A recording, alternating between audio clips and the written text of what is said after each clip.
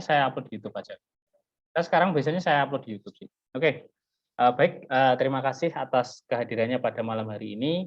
Jadi kita malam hari ini akan membahas seperti yang tadi saya sebutkan ya, jadi kita akan membahas 2 hal, yaitu listrik dan magnet.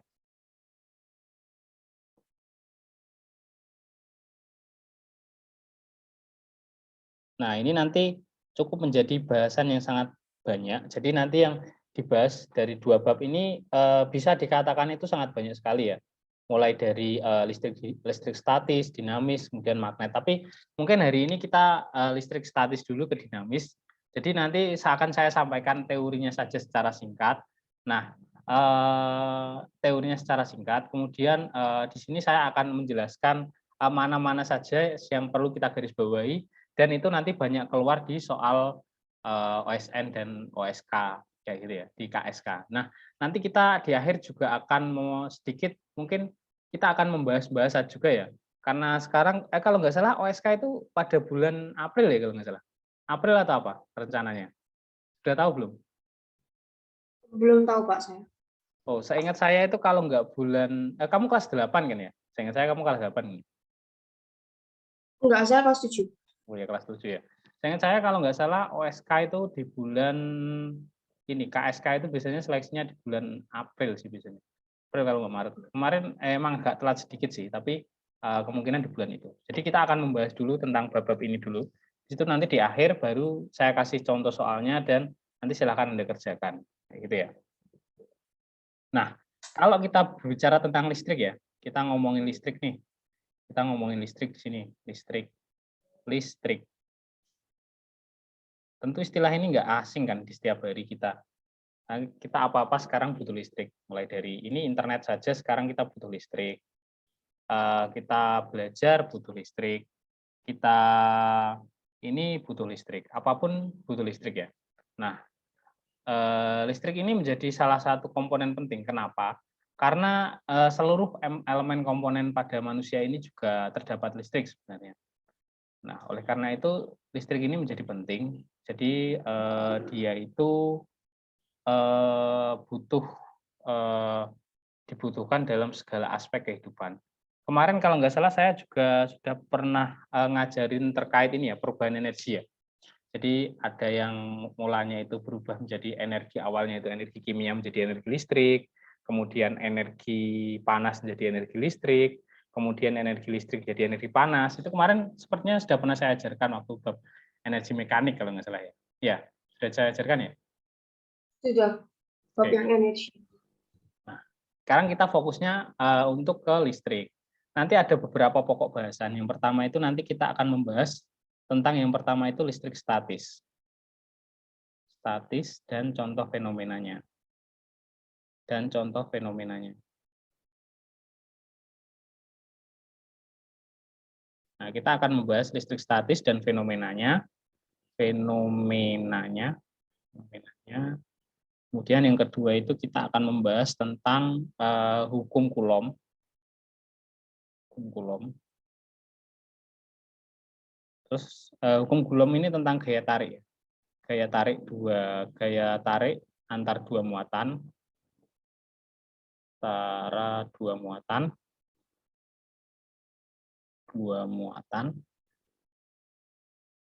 Nah, kemudian kita akan membahas tentang beda potensial listrik. Beda potensial listrik. Setelah itu, setelah beda potensial, kita akan membahas tentang hukum Coulomb, kemudian kita akan membahas tentang ini ya, listrik nanti listrik dinamis dan rangkaiannya. Nah, kita mungkin akan fokus dulu untuk membahas 1, 2, 3 ini aja nanti.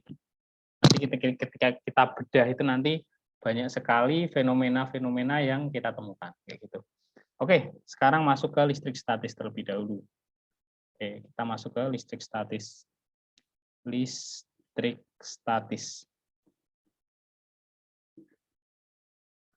Nah, listrik statis ini bisa dikatakan suatu fenomena listrik di mana muatannya itu tidak bergerak. Fenomena listrik listrik di mana muatan pada listrik. Nah, muatan pada listrik itu tetap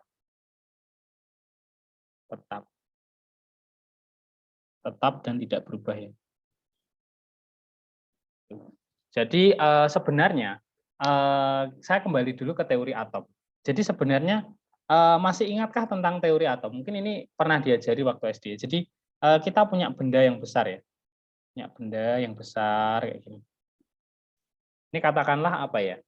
Semisalkan ini ya, semisalkan penggaris ya. Ini kita punya penggaris. Ya, penggaris nih di sini ada 1, ada 2, ada 3 gitu ya. 1, 2, 3, 4, 5, 6, 7 kayak gitu ya. Penggaris kayak gitu. Nah, penggaris ini dia itu bisa dipotong menjadi kecil-kecil. Dipotong menjadi kecil. Ya kan? Dipotong misalkan ini dipotong jadi 2 gini, kemudian dipotong-potong lagi sampai akhirnya itu ke bagian yang terkecil. Sampai akhirnya menjadi bagian terkecil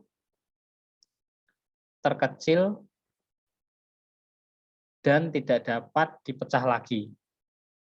Tidak dapat dipecah lagi. Dapat dipecah lagi. Nah, bagian ini namanya atom. Jadi bagian terkecil dari suatu benda yang tidak dapat ini ya. Ini adalah bagian terkecil dari suatu benda yang tidak dapat dipisahkan lagi. Ini namanya adalah atom. Kayak gitu.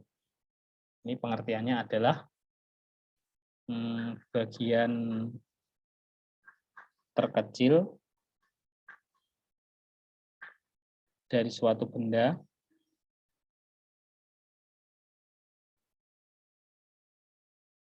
dan tidak dapat dipecah lagi. Tidak dapat dipecah lagi.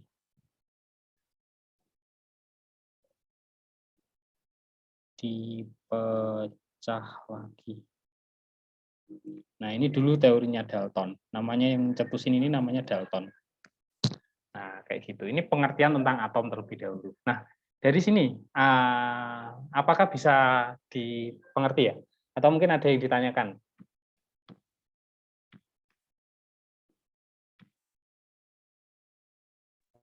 Kalau nggak salah aku pernah dengar Pak bahwasannya ada partikel yang lebih kecil dari atom. Kalau nggak salah namanya quark. Namanya apa? Namanya apa? Quark. Quark. Quark. Quark. Quark. Ya. Nggak lupa sih aku agaan. Tapi pernah dengar. Itu teorinya siapa? Teorinya siapa? Teori dari mana? Nggak tahu Pak, aku lupa. Oke. Kalau nggak salah aku pernah baca di buku gitu. Ya. Quark ya? Atau apa? Itu mungkin bagian dari atom ya. Jadi kalau teori sebenarnya kalau secara teori ya, dulu itu Dalton itu dia adalah seorang ahli kimia ya. Dia menyatakan bahwa atom itu dia adalah bagian terkecil dari suatu benda ya. Bagian kecil yang paling kecil, dia itu ukurannya mikron mungkin nano ya, mungkin ukurannya nano, dan dia tidak bisa pecah lagi. Itu menurut Dalton ya. Nah, setelah ditemukan Rutherford, kemudian Niels Bohr menemukan tentang fisika modern ya. Nah, dia itu mendapatkan kesimpulan lebih jelas lagi bahwa sebenarnya atom itu masih terdiri lagi dari bagian yang lebih kecil lagi. Ya, ini yang saya pengen jelaskan ya. Jadi atom itu dia masih ada sebenarnya bagian yang kecil lagi. Nah, itu nanti ada yang namanya inti atom dan kulit atom. Kulit atom. Nah, inti atom ini terdiri dari yang namanya proton dan nukleus. Neutron. Proton dan neutron. Kemudian kulit atom ini ada yang namanya elektron. Nah, ini adalah model Rutherford. Jadi ini ada inti atom, kemudian ini ada kemudian ini ada dua atom ini inti ya, ini inti atom. Nah, Di sini ini ada yang namanya adalah elektron. Ini adalah teorinya Niels Bohr. Niels Bohr. Iya, teorinya yang nyetusin itu namanya Niels Bohr. Ya mungkin itu nanti akan saya baca-baca lagi. Mungkin itu ada teori baru. Tetapi ini yang paling umum kita gunakan di sekolah ini adalah bagian terkecil dari suatu benda itu namanya adalah atom. Kita definisikan sebagai atom. Ini nanti yang kita menjadi basics untuk menjelaskan fenomena-fenomena terkait dengan listrik ya, kayak gitu. Jadi listrik itu nanti dasarnya adalah ini. Oke. Dari sini apakah ada yang ditanyakan terlebih dahulu ya? Enggak, Pak. Kita diskusi aja dulu. Namanya quiz. Quiz apa? Quiz atau apa? Quark, kalau nggak salah. Quartz. Quark. Q-U-A-R-K. Q-U-A R-K. N M. M-K. Bentar.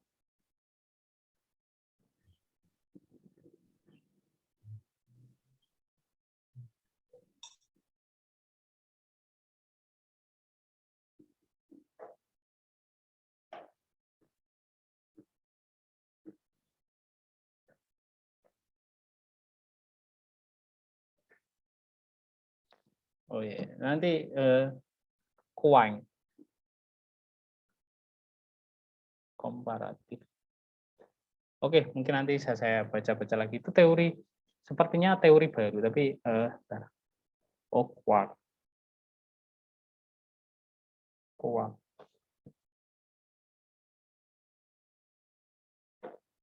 Oh, quark itu elementary particle. Bentar. Oh, ini teori pada tahun 1964 ini. Jadi dia itu adalah sebenarnya bisa dikatakan dia itu gabungan dari beberapa elektron. Model standar. Oh, ini teori fisika modernnya ini. Ini teori partikel Tuhan. Quarks adalah partikel yang membangun proton atau neutron. Oke. Ya, kalau saya baca itu dia adalah suatu partikel yang membangun elektron atau neutron. Oke. Mungkin nanti ini bisa saya mungkin bisa saya baca lebih lanjut ya. Kayak gitu. Oke. Mungkin ini dulu. Kita sekarang menjelaskan secara teori yang ada di sini ya. Jadi saya jelaskan saja teori ini ya, karena teori ini nanti menyangkut banyak persoalan yang ada di fisika kayak gitu. Jadi mulai nanti gimana kita menjelaskan aliran listrik, gimana cara kita menjelaskan aliran dari aliran-aliran dari elektron, kemudian medan dari elektron itu kayak gimana, itu nanti di sini. Kayak gitu. Mungkin ini bisa kita tangkap dulu ya. Kita mengacu pada teori yang namanya teori Niels Bohr, bahwa atom itu ada satu inti di tengah, kemudian dikelilingi elektron-elektron di sekelilingnya. Ini yang namanya teori Niels Bohr. Ini yang bisa kita pahami terlebih dahulu ya. Oke. Nah, dari sini bisa kita ketahui ya. Ini kan teorinya Niels Bohr. Nah, sekarang dari sini kita bisa untuk melakukan kita bisa melihat nih fakta dari sini bahwa yang mengelilingi atom, yang mengelilingi dari inti ini dia adalah yang namanya elektron, kayak gitu. Nah, ini nanti menjadi suatu konsep kita untuk memahami ya bahwa inti atom itu tidak bisa lepas. Inti atom tidak bisa lepas. Maksudnya tidak bisa lepas gimana? Jadi misalkan ada Na-, misalkan ada Cl- ya. Kan ini atom. Nah, atom yang muatannya negatif itu artinya oh ya, sebentar. Sebelum masuk ke situ saya masuk dulu ke sini ya. Jadi suatu atom itu dikatakan ini ya, dikatakan bahwa dia itu tidak bermuatan, itu saat tidak ada tanda plus atau minusnya di atas kayak gini. Misalkan ada Na plus ya, ada Na plus berarti dia adalah atom natrium. atom natrium yang bermuatan positif. Yang bermuatan positif. Natrium itu adalah atom natrium yang bermuatan positif. Seperti itu. Nah, kemudian ada, misalkan ada Cl-. Nah, Cl- itu dia adalah atom klor, namanya klor ya, klor yang bermuatan negatif.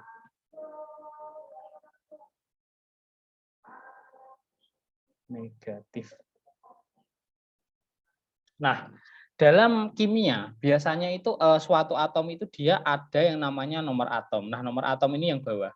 Nomor atom yang bawah ini dia menunjukkan jumlah elektron. Nah, jumlah proton, jumlah elektron, dan jumlah neutron. Ini kalau di sini ada namanya nomor atom ya. Sini ada namanya nomor atom. Lalu di sini ada namanya nomor massa. Nomor massa. Nomor atom, nah proton itu sama dengan neutron, sama dengan jumlah dari elektron itu sama dengan nomor massa. Elektron dengan nomor massa. Nah, lalu sedangkan neutron itu adalah nomor massa, nomor atom ya ini, sorry ini nomor atom, nomor massa dikurangi nomor atom. Nah, kayak gitu. Ini adalah secara teori ya. Ini kita dapatkan secara teori. Nah, untuk menghitungnya sendiri, biasanya yang sering kita perhatikan ini adalah jumlah dari proton dan elektron. Apabila, katakanlah seperti ini, katakanlah apabila Na+ ya, Na+, maka dia jumlah protonnya lebih dari jumlah elektronnya. Kayak gitu. Nah, kalau Cl- itu kebalikannya. Jumlah elektronnya lebih dari jumlah protonnya. Nah, suatu atom untuk mencapai suatu kestabilan itu dia perlu bisa melepas atau menerima elektron. Kayak gitu. Jadi bukan protonnya yang dilepas, tapi elektronnya yang dilepas. Nah, maksudnya elektronnya yang dilepas itu gimana? Misalkan Na+ ya. Na+ kan dia ada 7 elektron, ya kan? Ada 7 elektron. Nah, untuk Na ini mencapai kestabilan, dia itu perlu melepas satu elektron. Na itu 7 atau berapa ya? Sebentar, saya agak lupa. Na itu 7. Na itu 8, sorry. Na itu dia 9, sorry kok. 2, 6, bentar. 2, 6, 2, 8, 7. Oh iya, 281. Sorry. Na itu dia 281. 281. Dia itu ada 13 elektron. Nah, dia buat melepas ini dia perlu melepas satu elektron kayak gitu. Nah, satu elektron kue terluar itu dilepas sehingga dia itu menjadi muatan positif. Jadi misalkan Na di sini adalah di sini 9 Na ya, 9 Na. Terus dia jadi Na+. Nah, dia itu nanti jumlah elektronnya menjadi 8 elektron kayak gitu. Karena di sini jumlahnya awalnya 9, karena dia di sini plus, maka jumlah elektronnya ini dikurangi 1, sehingga dia menjadi 8 elektron dengan 9 proton. Kayak gitu. Bisa dipahami belum ya yang ini? Ini dulu konsep keluar masuknya elektron. Bisa dipahami dulu nggak?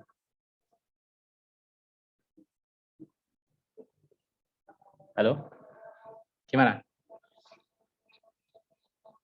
Halo? Halo Pak.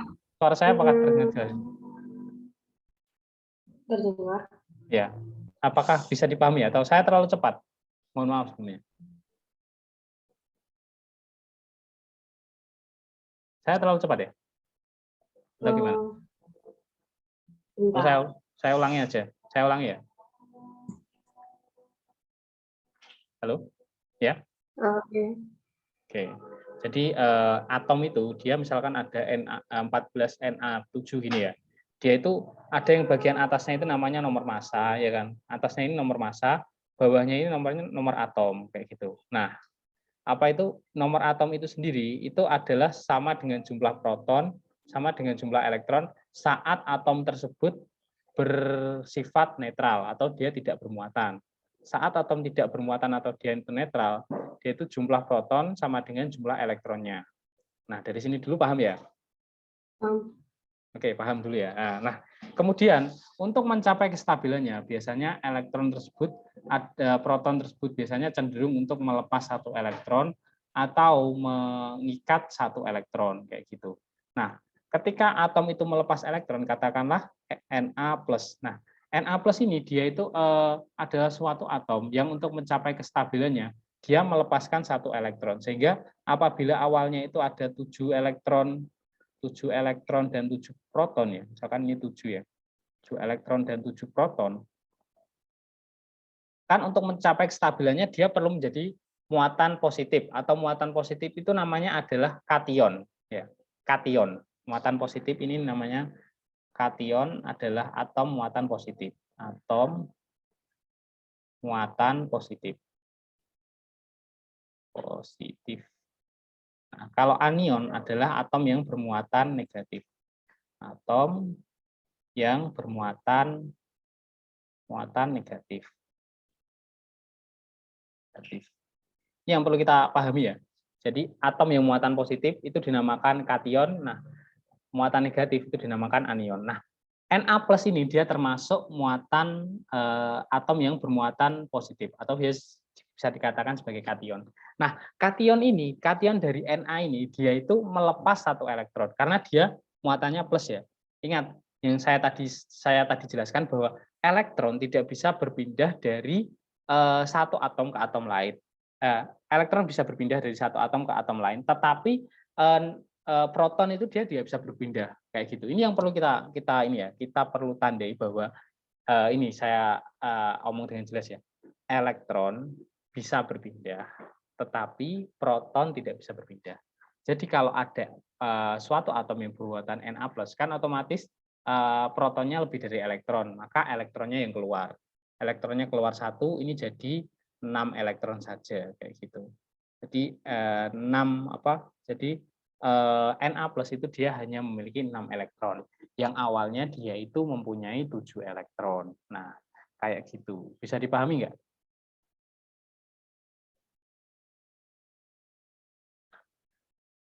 Atau saya terlalu cepat ya? Gimana? Bisa dipahami atau enggak?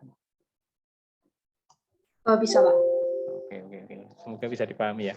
Nah, itu. Jadi kalau kation itu pasti dia melepas elektron.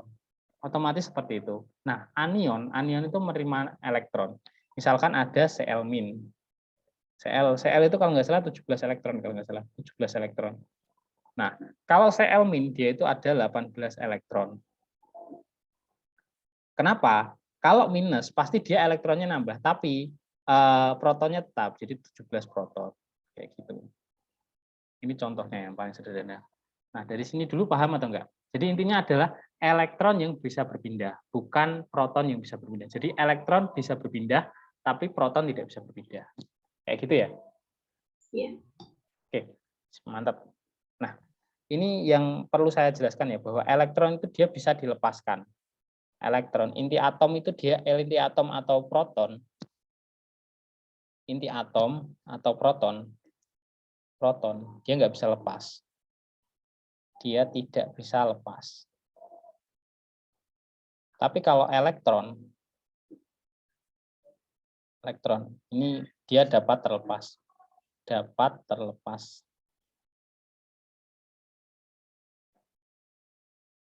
Oke, dari sini dulu paham atau enggak? Paham, Pak. Nah, listrik yang mengalir, katakanlah listrik yang mengalir. Listrik yang sehari-hari ada ini, itu dia adalah sebenarnya adalah muatan elektron yang mengalir. Jadi dia itu adalah muatan elektron yang mengalir. Listrik itu dia adalah muatan elektron yang mengalir. Kayak gitu. Listrik itu dia adalah muatan elektron yang mengalir pada suatu konduktor atau penghantar. Kayak gitu. Ini yang sebenarnya pengen saya jelaskan. Kenapa tadi kita nyasar ke kimia? Sebenarnya itu tadi adalah semua itu adalah teori kimia. Nah, sekarang baru kita mengarah ke fisikanya, yaitu bahwa listrik itu dia adalah elektron yang mengalir. Seperti itu. Jadi elektron itu mengalir, misalkan pada suatu, katakanlah suatu besi, kemudian yang satunya itu dikasih baterai, pasti dia nanti nyetrum karena dia itu ada elektron yang mengalir kayak gitu. Nah, ini dulu paham atau enggak? Paham, Pak. Oke. Nah, sekarang kita kembali lagi ke listrik statis. Listrik statis tadi itu dia itu setiap benda itu sebenarnya dia punya muatan. Entah itu misalkan katakanlah penggaris ataupun wall ataupun rambutmu kayak gitu. Itu mereka semua sebenarnya punya muatan. Sebenarnya punya muatan. Muatan listrik itu punya kayak gitu. Jadi setiap benda itu dia punya potensi listrik statis. Itu setiap benda. Setiap benda itu dia punya setiap benda itu memiliki muatan listrik. Muatan listrik. Tetapi benda itu umumnya dia itu muatan listriknya itu stabil. Maksudnya dia itu netral, sifatnya netral. Namun sifatnya netral. Nah, tadi gimana yang muatan netral, yang sifatnya netral tadi, bahwa elektron sama dengan ya, proton. oke, jumlah elektron sama dengan jumlah proton. Nah, sekarang saya bertanya terlebih dahulu. Pernahkah dulu mengamati fenomena listrik statis? Katakanlah seperti ini. Punya penggaris enggak? Penggaris, kemudian digosokkan ke rambut, kemudian dia dikasih kertas kecil-kecil di sini. Apa yang terjadi? Pernah bayangin nggak? Yang ini. Pernah bayangin nggak? Pernah pakai atau enggak? Rambut, apa itu kayak penggaris digosok-gosokkan rambut, habis itu ditaruh kertas di bawahnya, potongan-potongan kertas kecil. Kira-kira apa yang terjadi?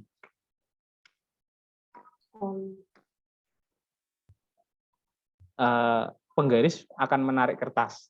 Pernah nyoba nggak? Enggak. Ya itu mungkin dulu waktu SD pernah gini mungkin. Pernah diajari bahwa ketika kita menggosok-gosokkan apa itu penggaris ke rambut itu nanti ketika serpihan kertas didekatkan nanti penggarisnya bisa menarik serpihan kertas kayak gitu. Belum pernah diajari ya yang ini? Belum. Oke, biasanya ini di soal UNSD keluar sih. Jadi penggaris, contohnya gini, contoh penggaris digosok-gosokkan ke rambut. Penggaris digosokkan ke rambut. Lalu penggaris didekatkan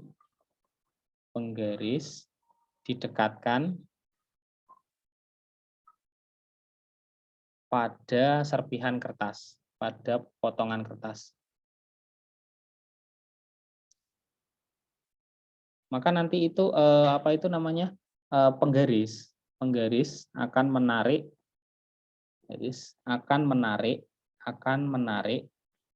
serpihan kertas.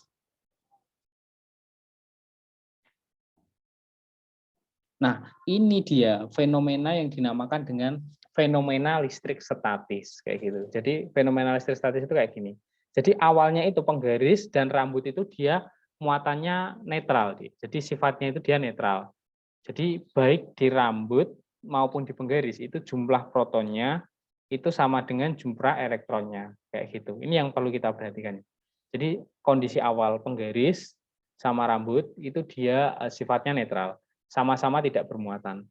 Tetapi ketika kamu menggosok-gosokkan antara penggaris dan rambut ini, maka dia itu akan terjadi perpindahan elektron dari dari penggaris ke rambut. Nah, perpindahan elektron diakibatkan gesekan ini tadi dari penggaris ke rambut ini, dia itu adalah suatu fenomena yang dinamakan dengan fenomena listrik statis kayak gitu. Jadi yang saya jelaskan tadi itu intinya adalah untuk menerangkan bahwa elektron ini loh dia dapat berpindah dari penggaris ke rambut. Kayak gitu yang saya maksud tadi. Jadi rambutnya bermuatan negatif, tapi penggarisnya bermuatan positif. Kayak gitu yang saya maksud. Nah, apakah bisa dipahami ya? Bisa, Pak. Oke. Jadi ini nanti apa itu muatan elektron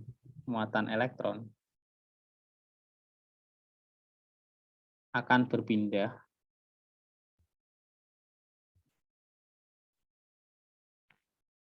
dari penggaris ke rambut, di mana penggaris bermuatan, di mana akhirnya penggaris muatan positif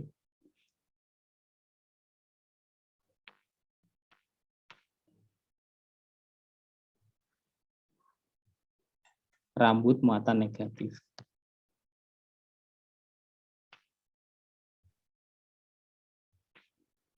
Nah, ketika dia itu ditarik dengan kertas ya, ketika dia itu didekatkan pada kertas yang kecil ya, kecil-kecil ya sudah dipotong.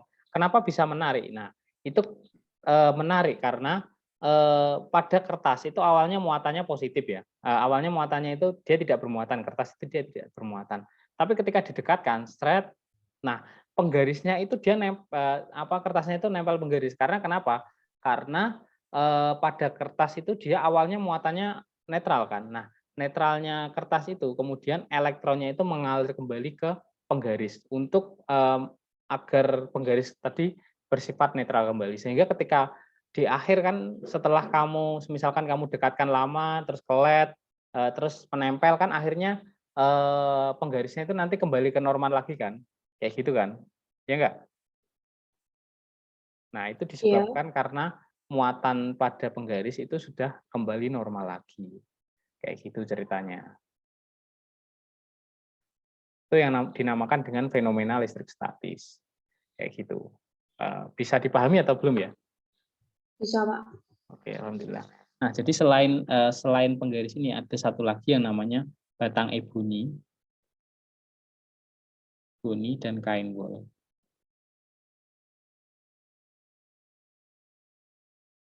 Nah, batang eboni dan kain wol ini sebenarnya sama kayak fenomena penggaris pada rambut tadi. Jadi batang eboni ini dia digosokkan pada kain wol.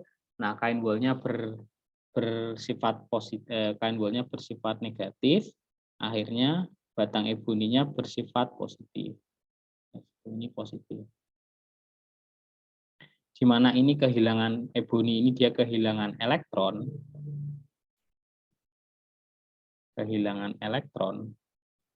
Nah, sedangkan kain wol dia menerima elektron.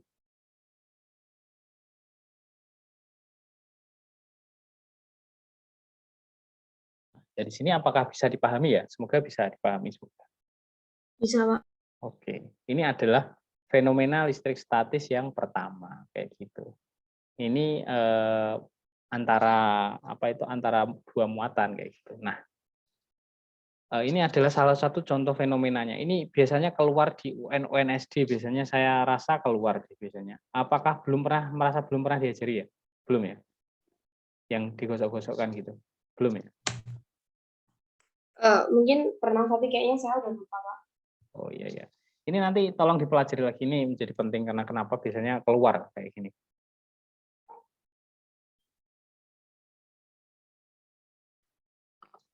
Saya minum dulu ya. Nah, ini saya jelaskan lagi. Nah, nanti kalau kamu pengen tahu lebih detail tentang fenomena-fenomena listrik statis yang saya contohkan ada dua ini, yang penggaris digosokkan ke rambut, kemudian dia bisa menarik ini serpian kertas, kemudian eboni dan kain wol. Ini nanti bisa dibaca di buku kelas 9 kalau nggak salah. Kemarin paketnya yang buku kelas 9 pun juga sudah saya bagikan ya kalau nggak salah. Udah, Pak, kayaknya. Iya, itu nanti tolong dipelajari, dibaca-baca lagi ya. Ini kenapa yang saya detailkan itu kita membahas tentang ini kenapa? Karena biasanya yang keluar problem-problemnya biasanya di Olimpiade itu yang keluar ini. Jadi biasanya ditanyakan ini muatan positif, ini muatan negatif kayak gitu. Nah, sekarang saya akan menjelaskan dari sini dulu, ini fenomena yang paling dasar dulu ya. Jadi antara tarik menarik kemudian perpindahan elektron kayak gitu. Intinya adalah di perpindahan elektron. Yang tadi saya jelaskan mumet tadi mulai dari Na+, Cl- itu adalah terkait pindahnya elektron. Jadi suatu benda itu dia nggak bisa melepas proton, dia hanya bisa melepas yang namanya elektron. Jadi suatu benda itu dia mengalami dua fenomena ya. Yang pertama bisa kelebihan elektron, atau kelebihan elektron itu namanya anion, kemudian kekurangan elektron yang namanya kation, sehingga dia bermuatan positif. Kayak gitu ya. Oke, Dek? Oke, paham, Dek? Oke, Pak. Oke, nah, itu yang perlu kita ini dulu ya, pahami dulu. Nah, sekarang saya masuk ke sini. Masuk ke topik yang tidak kalah pentingnya, yaitu sifat dari muatan. Sifat dari suatu benda. Kan tadi ada 3 muatan, ada yang sifatnya itu positif, ada yang sifatnya itu dia netral, nggak bermuatan, kemudian ada yang sifatnya itu negatif, kayak gitu. Nah, kalau kita gambarkan medannya, jadi setiap muatan itu dia punya yang namanya medan. Medan ini dinamakan dengan medan listrik. Nah, arah medan listrik dari setiap muatan, arah muatan positif, kalau muatan netral ini dia nggak punya ini ya, nggak punya arah medan ya. Nah, muatan positif itu arah medan listriknya dia keluar kayak gini. Nah, ini keluar kayak gini. Namanya medan listrik. Ini kalau ada pertanyaan, dia arahnya keluar kayak gini. Sama kayak medan magnet, nanti kalau utara itu keluar, kalau selatan itu masuk, kayak gitu. Ini namanya adalah arah medan magnet. Arah medannya keluar, arah medan listriknya keluar. Ini dihafalkan aja, arah medan listrik muatan positif itu dia keluar.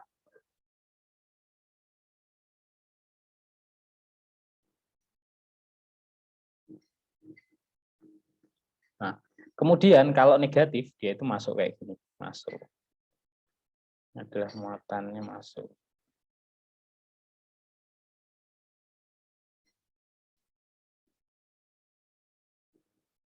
Ini adalah arah medan listrik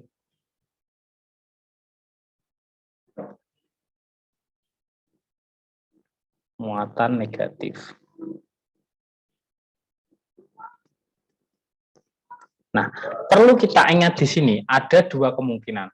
Kalau 2 muatan positif didekatkan, kira-kira apa yang terjadi? Plus sama plus kira-kira kalau ketemu dia bakal saling menjauhi, atau dia bakal saling tarik-menarik, tolak-menolak atau tarik-menarik? Tolak menolak nggak sih, Pak? Oke, benar, tolak-menolak. Tolak-menolak.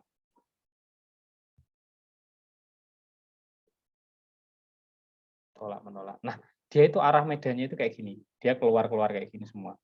Karena ini saling keluar ya, ini saling keluar kayak gini. Ini akhirnya juga keluar kayak gini. Akhirnya dia saling tolak-menolak. Kalau ini, kalau negatif sama negatif, kira-kira tarik-menarik atau tolak-menolak? Negatif sama negatif. Tolak menolak juga. Oke, tolak-menolak juga.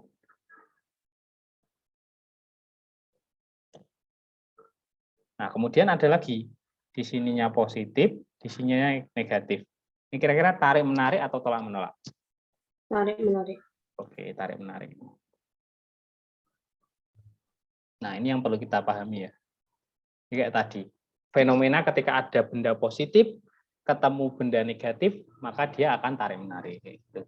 Nah, ini nanti kita masuk ke contoh soalnya. Kayak gitu. Ini selanjutnya ini adalah salah satu soal yang mungkin sering keluar ya. Jadi kayak gini. Oh ya, untuk yang benda yang sifatnya itu contohnya positif ini dia adalah proton. Ini contohnya neutron. Neutron. Ini elektron.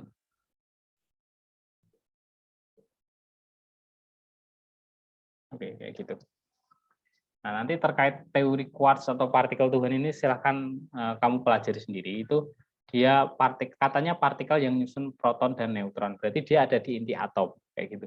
Ada di inti atom.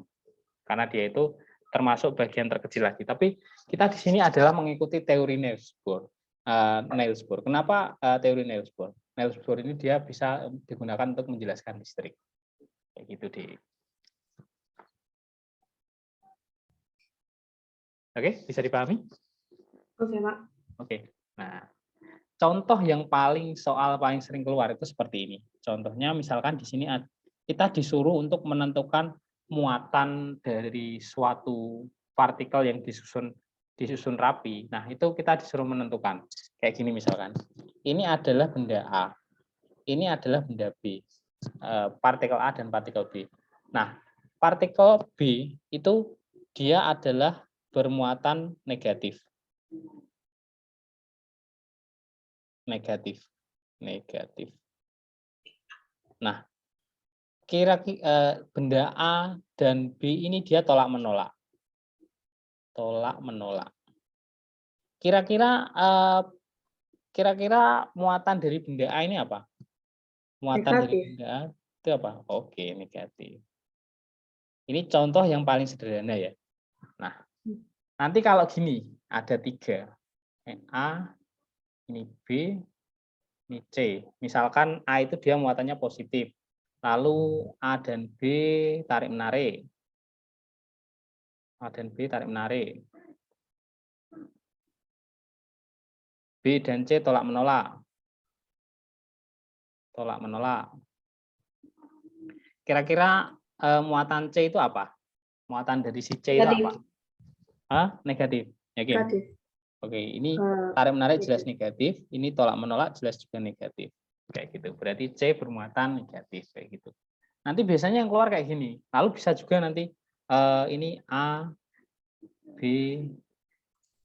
C, D. Biasanya kalau UN itu biasanya dia ada 5 kayak gini. Hanya kalau UN itu ada 5. Nah, biasanya olimpiade yang diadakan oleh SMA atau sekolah-sekolah menengah pertama atau universitas itu biasanya soalnya kayak gini. Jadi dia itu manut ke standarnya UN kayak gitu. Standarnya UN di mana yang ditanya ini itu adalah cara untuk menentukan muatan suatu benda kayak gitu. Dari peristiwa tarik-menarik dan tolak-menolak benda lain. Kayak gitu. Kalau misalkan ini A ini positif, misalkan A ini negatif, kemudian C ini dia positif, kemudian D ini negatif. Nah, E ini positif ya. Kira-kira misalkan A dan C, A dan B ini adalah tarik-menarik. Maka muatan dari B ini apa? B ini muatannya apa? Positif. Oke, positif. Kemudian B sama C tolak-menolak atau tarik-menarik? B sama C tolak-menolak. Oke, tolak-menolak. Nah, itu sebenarnya adalah konsep listrik statis yang diharapkan di SMP itu kayak gitu. Jadi fenomenanya yang diharapkan itu nanti kita menentukan muatan dari masing-masing benda. Kayak gitu. Nah, dari sini dulu, apakah ada yang ditanyakan? Oke, sekarang kita masuk ke hukum Coulomb. Kalau kita udah memahami tentang konsep tarik-menarik dan tolak-menolak tadi. Gitu ya. Ini pada partikel ya. Jadi ini adalah partikel di mana setiap partikel itu dia dilambangkan dengan bola kecil. Kayak gitu. Ini adalah teori partikel di mana setiap benda itu dilambangkan sebagai bola kecil. Bola kecil itu dia punya satu muatan antara positif atau negatif atau dia itu netral. Tapi ya gimana? Tadi hukumnya namanya apa, Pak? Hukum Coulomb. Nah, oke, sekarang saya ini dulu ya. Pokok bahasan kita yang pertama sudah selesai, yaitu tentang listrik statis dan fenomenanya. Mungkin saya mohon maaf kalau ini sangat panjang sekali ya fenomenanya, karena ini menjadi penting, menjadi konsep penting ketika nanti kita belajar ke hal berikutnya. Ini sudah selesai. Sekarang kita akan membahas tentang hukum hukum Coulomb. Ini saya taruh di sininya ya, hukum Coulomb. Nanti catatannya boleh kalau dikirim ya, Pak? Iya, saya kirimkan. Ini kita sudah selesai listrik statis dan muatannya. Sekarang kita akan membahas ke bab baru, yaitu hukum Coulomb kayak gitu. Nah, kita akan belajar hukum Coulomb. Nah, hukum Coulomb ini sebenarnya kalkulasinya banyak. Kita banyak menghitungnya. Jadi di hukum Coulomb ini nanti kita banyak menghitung dan kita nanti banyak melibatkan variabel-variabel tertentu. Sekarang kita akan membahas terlebih dahulu tentang hukum Coulomb. Nah, hukum Coulomb ini sebenarnya dia itu menjelaskan tentang fenomena tarik-menarik dan tolak-menolak dari dua buah muatan. Ini menjelaskan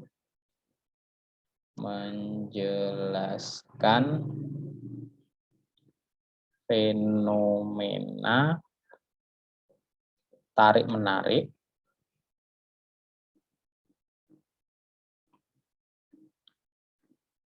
dan tolak-menolak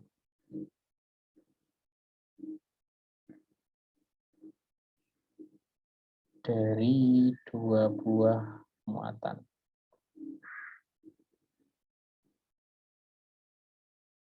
Kayak gitu. Ini yang penting ya.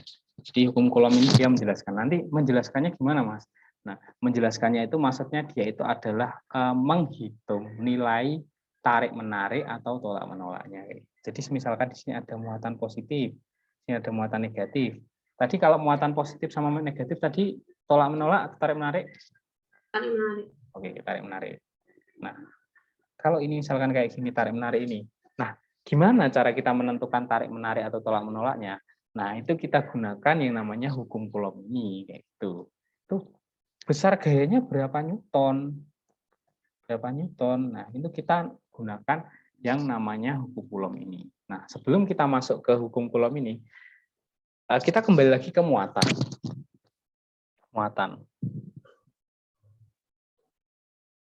Nah, setiap partikel yang baik itu bermuatan positif atau bermuatan negatif, itu dia punya muatan. Nah, muatannya itu satuannya Coulomb namanya. Nah, ketika suatu benda itu dia bersifat kation, dia itu nanti muatannya adalah positif. Muatannya bersifat positif. Oh ya, satuan dari muatan listrik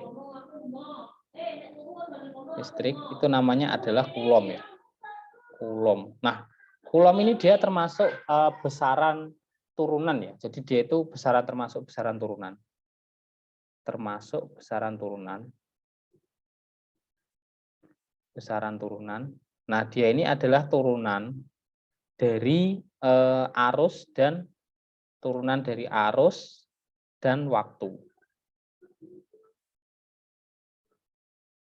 Nah, biasanya muatan ini dia itu dinyatakan dari hasil perkalian arus dikalikan waktu, kayak gitu ya. Ini yang perlu kita tandai dan garis bawahi bahwa dia itu adalah besaran turunan dari arus dan waktu.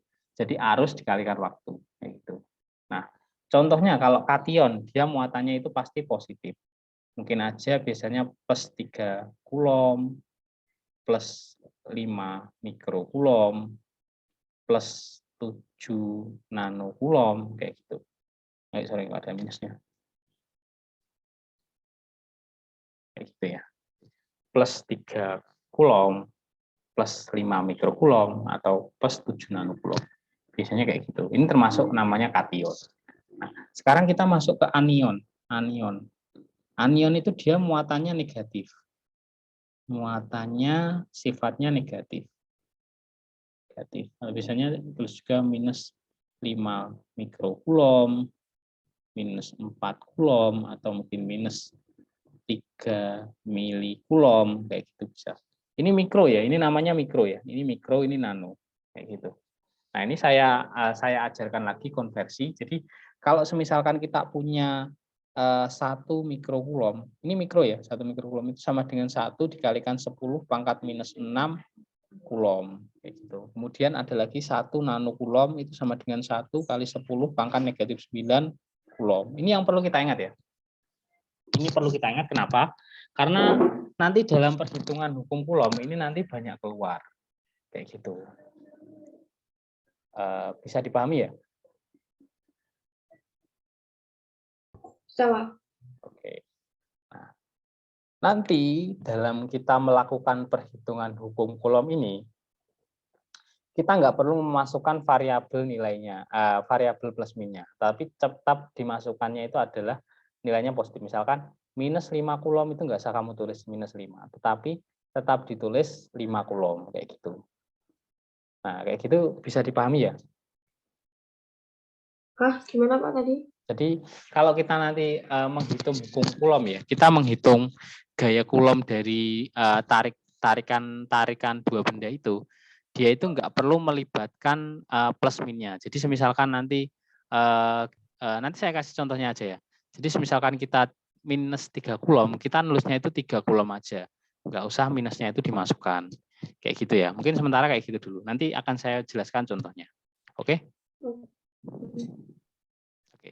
Oke. Nah, sekarang Coulomb dulu ada namanya itu Charles de Coulomb atau siapa ya? Saya lupa. Itu dia adalah ilmuwan yang menemukan fenomena tarik-menarik atau tolak-menolak dari dua buah benda kayak gitu. Nah, fenomenanya itu disebut dengan namanya hukum Coulomb ini. Nah, persamaan dari hukum Coulomb itu kayak gini bentuknya. Persamaan hukum Coulomb ya. Ini saya tulis lebih detail lebih ini aja dia aja ya. Persamaan hukum Coulomb.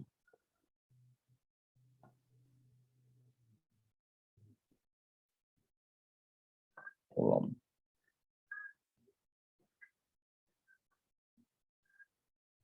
Persamaan hukum Coulomb itu kayak gini.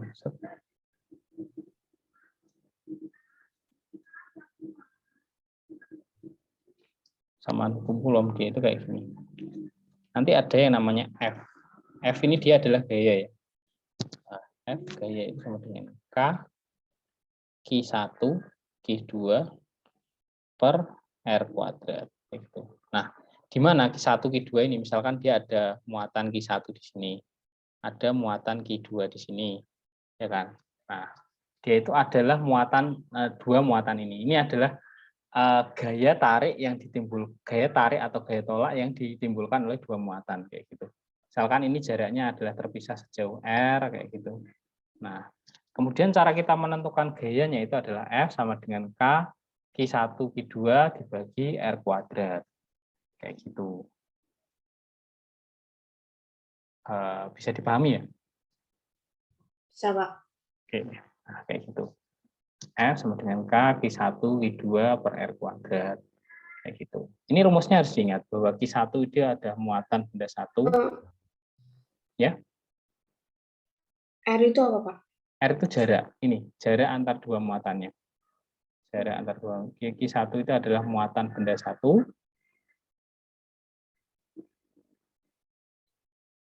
Nah, Q2 itu dia adalah muatan benda dua. Kemudian R itu dia adalah jarak dua buah muatan. Nah, K itu dia adalah konstanta pengali. Nah, konstantanya ini dia adalah nilainya 9 kali 10 pangkat 9. Kayak gitu ya. Ini yang perlu kita ingat. Newton meter kuadrat per Coulomb kuadrat. Ini yang perlu kita ingat ya. Oke? Bisa dipahami ya? Nanti saya kasih contoh soalnya kalau rumus ini dulu, persamaan ini dulu diresapi dan dipahami dulu. Kayak gitu. Jadi ini adalah hukum Coulomb. Hukum Coulomb itu dia menyatakan tarik menarik atau tolak menolak antar dua muatan. Kayak gitu. Jadi bisa tarik menarik, bisa tolak menolak kayak gitu. Nanti besarnya ditentukan oleh gaya Coulomb ini. Misalkan ada muatan plus 3 Coulomb, kemudian ada muatan minus 4 Coulomb di sebelahnya. Nah, itu berapa sih gaya tarik? Dia terpisah katakanlah 2 meter. Berapa sih gaya tariknya? Nah, ini semua satuannya, yang ini pakai Coulomb, yang ini pakai Coulomb, yang ini adalah menggunakan meter.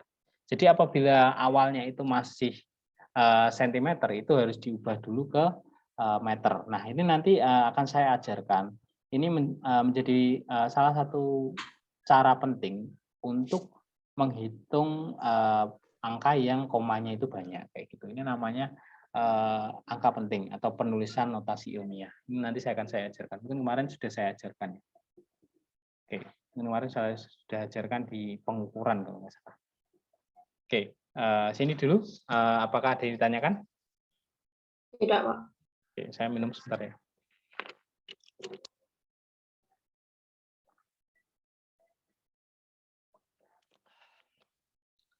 Oke. Ini juga ya. capek juga. Oke, saya lanjutkan. Kalau saya terlalu cepat, silahkan bilang ya. Tapi kalau saya terlalu lambat atau gimana, nggak bisa bilang. Oke, contohnya gini. Ini saya punya contoh yang sangat sederhana. Contoh. Jadi ceritanya gini. Dua muatan. Yang satu 3 kulom plus 3 kulom. Dan yang satu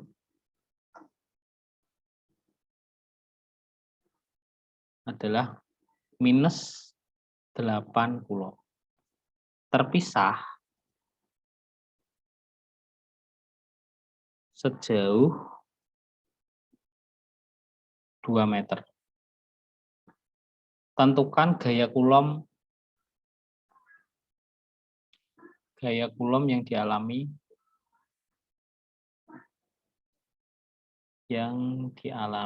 dua muatan tersebut.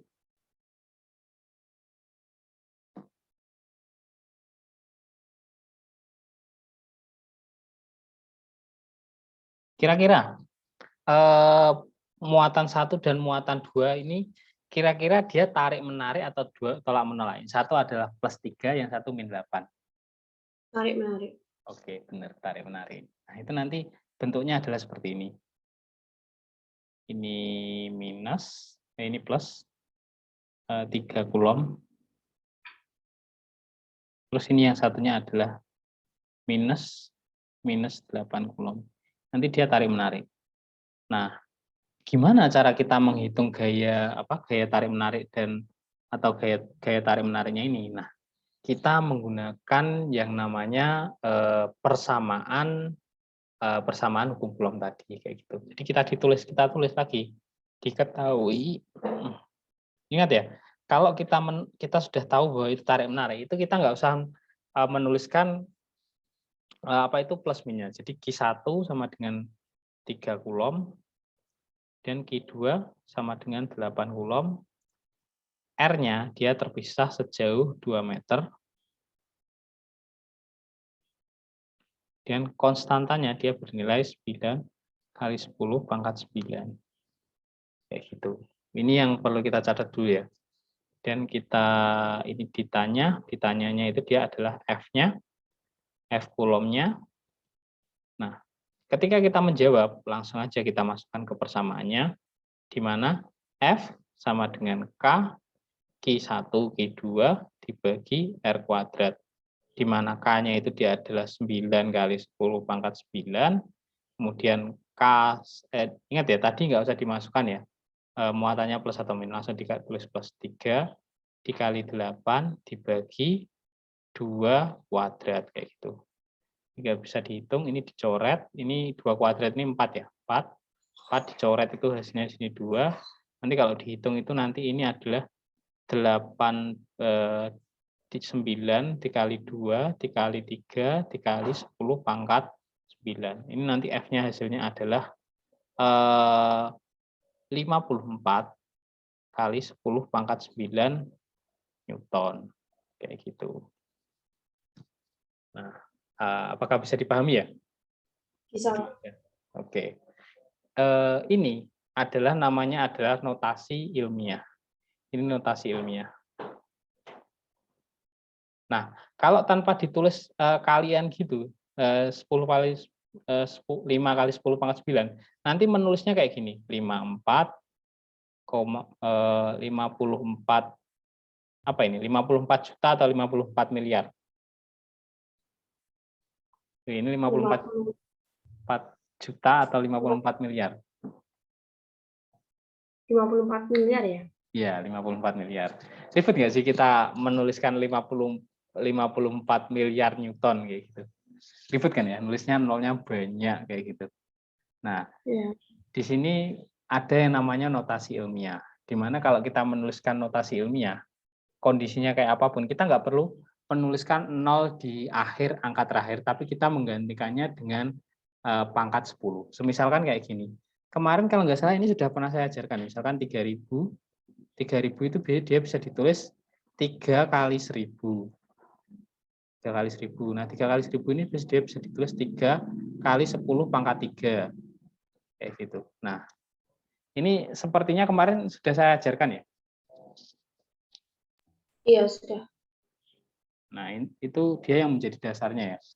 Jadi dasarnya. Nah, misalkan lagi 300. 300 itu bisa ditulis 3 kali 100. Atau ditulis juga 3 10 pangkat 2. Gitu. Ini yang menjadi penting ya. Kemudian kalau misalkan kayak gini, 0,03 gini, gimana? Bisa nggak ditulis 3 kali 10 pangkat berapa?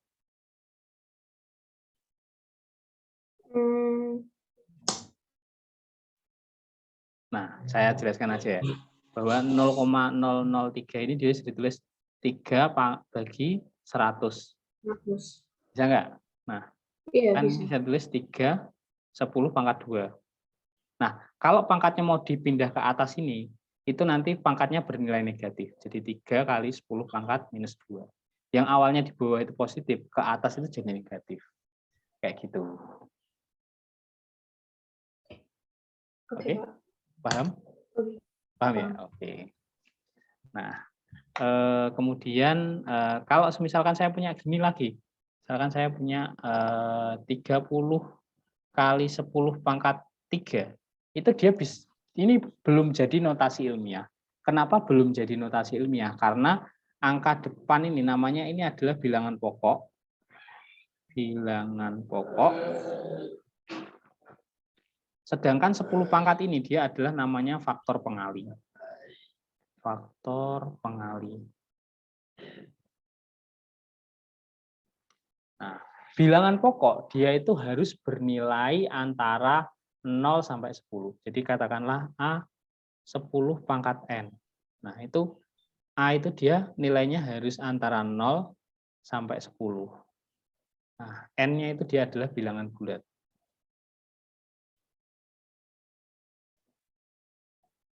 Ini yang perlu kita ingat ya. Itu bisa bulat positif, bisa bulat negatif. Maka 30 itu bisa kita tulis gini seperti ini. 30 10 pangkat 3 itu dia bisa ditulis gini. 3 kali 10 kali 10 pangkat 3. Nah, ini kan 10-nya bisa dipindah ke belakang kan. 10 pangkat 3 kali 10 kali 10 pangkat 3 berarti 10 pangkat 4. Nah, kayak gitu. Ini baru yang dinamakan dengan notasi ilmiah. Ini nanti menjadi dasar ya ketika kita menghitung ketika kita nanti menghitung hukum Coulomb. Karena menghitung hukum Coulomb nanti angkanya itu dia nggak seperti angka ini, nggak seperti angka yang ini ya. Itu nanti muatannya itu dia bisa sifatnya mikrocoulomb, nanocoulomb, kemudian jaraknya itu nggak mungkin meter, tapi jaraknya itu nanti pasti kalau nggak sentimeter ya mikrometer, kayak gitu deh. Nah, semoga paham ya. Paham, Pak. Nah, saya kasih contoh matematikanya yang gampang-gampangan lagi. Semisal ini namanya ada sifat eksponensial. Semisalkan 10 pangkat 2 dikalikan 10 pangkat 4, ini hasilnya berapa? 10 pangkat 6. Nah, kan berarti kan 10 pangkat 2 tambah 4 kan? Ya kan? Iya. Nah, kayak gitu. Kalau 10 pangkat 2 dibagi 10 pangkat 7, hasilnya gimana? 10 pangkat min 5. Oke, 10 pangkat min 5. Kalau sekarang saya punya 3 kali 10 pangkat minus 6, terus dibagi 0,05. Bisa ngitungnya nggak? Ayo dihitung coba. Nyatakan dalam notasi ilmiah hasil akhirnya berapa. Ini nanti menjadi penting karena nanti kita akan belajar tentang hukum Coulomb ini, nanti kita pakai persamaan ini. Kayak gini.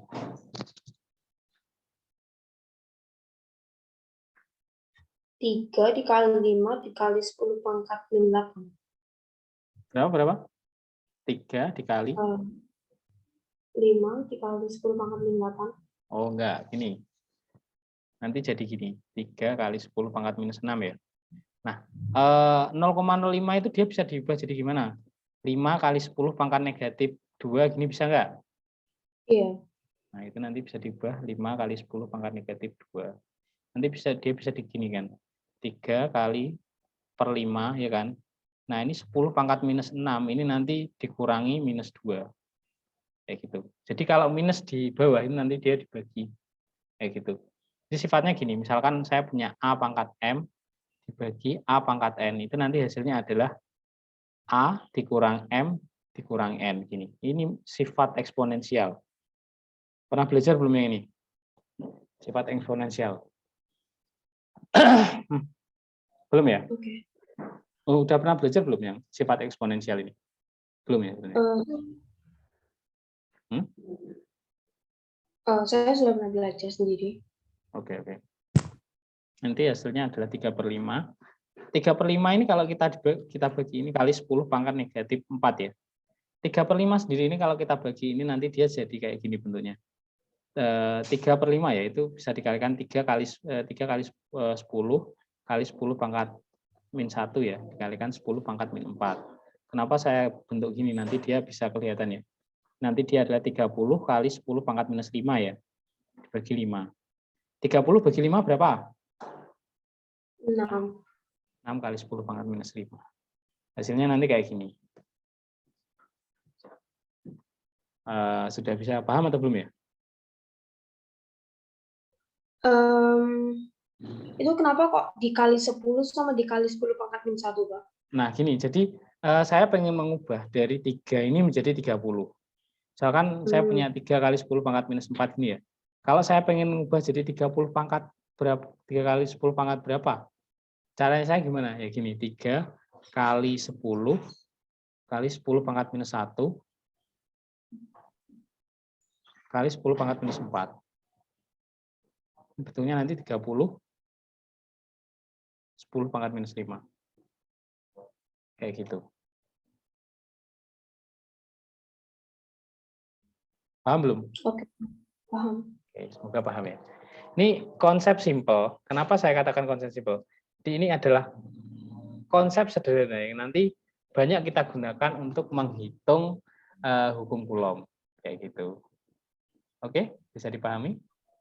Bisa, Pak. Ya, alhamdulillah. Lagi kita akan membahasnya nanti karena ada persamaannya, ada kuadratnya. Nanti coba saya kasih contoh ya. 3 misalkan 3 10 pangkat negatif 2 dikalikan 9 10 pangkat 6 dikalikan 5 10 pangkat negatif 3 dibagi 0,3 dikuadratkan kayak gitu. Nah, ini saya kasih contoh cara menghitungnya ya. Jadi yang bilangan pokok dikalikan bilangan pokok semua, bilangan pangkat 10 pangkat dikalikan 10 pangkat juga kita kelompokkan. Nah, itu gimana caranya, Mas? Nah, ini bisa kita, ini yang bilangan pokok kita kalikan bilangan pokok 3 kali 9 kali 5. Nah, itu nanti dikalikan, ini namanya komutatif, distributif. 10 pangkat 6 kali 10 pangkat 3. Yang bawah ini nanti kan 0,3 kan bisa kita tulis 3 kali 10 pangkat minus 1. Kayak gini kan, dikuadratkan. Ya enggak? Iya. Nah, itu nanti bisa kayak gini. 3 kali 9 kali 5. Ini 3 kuadrat ya. 3 kuadrat berarti 3 kali 3. Nah, ini nanti dikalikan 10 pangkat minus 2, 10 pangkat 6, 10 pangkat 3. Nah, ini yang jadi ini 10 pangkat minus 2. Karena ini dikuadratin ya, dikalikan 2. Otomatis ini dikalikan 2. Nah, ini nanti berapa? Ini bisa dicoret. 15. Nah, ini yang susah. 10 pangkat minus 2 ditambah 6 ditambah 3. 10 pangkat minus 2.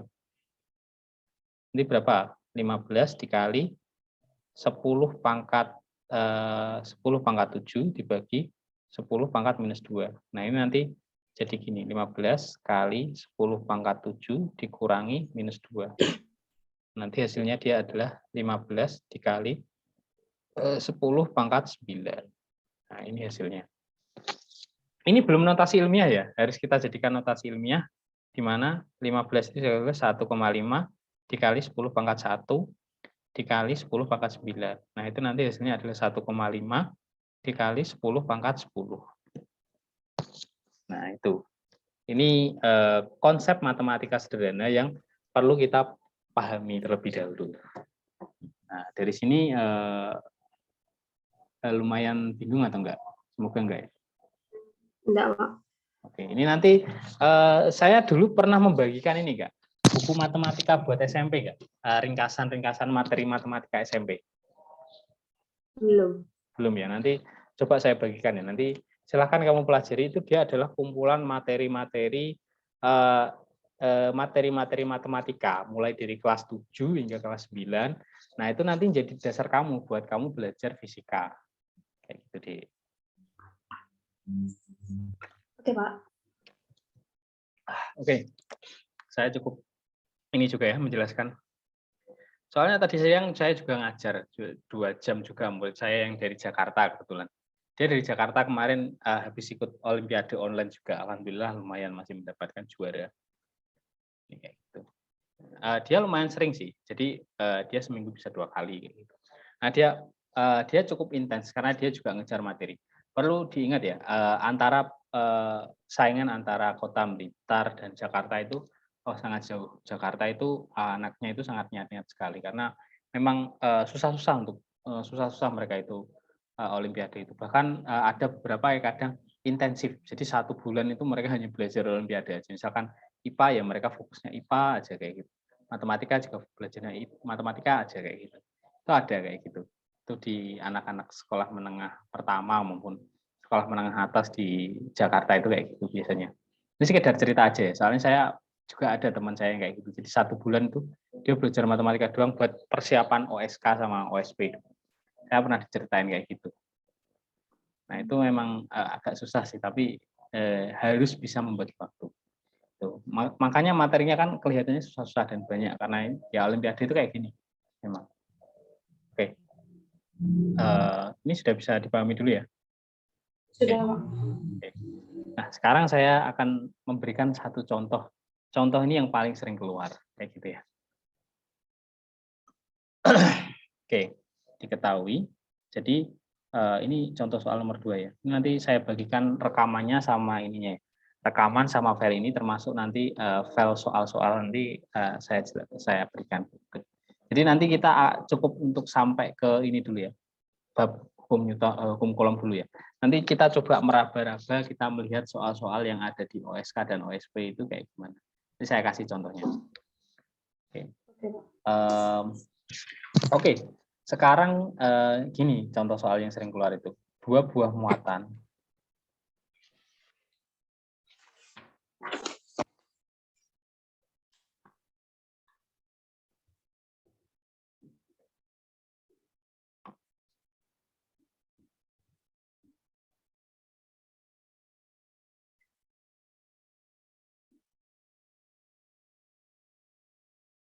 bermuatan. Nah, ini muatannya udah enggak kolom lagi, tapi dia muatannya plus 3 mikrokulom dan negatif 9 mikrokulom. Masing-masing berjarak 3 cm. Tentukan gaya kulom yang dialami. Gaya kulom yang dialami oleh muatan tersebut. Yang gaya kulom yang dialami oleh 2 muatan tersebut.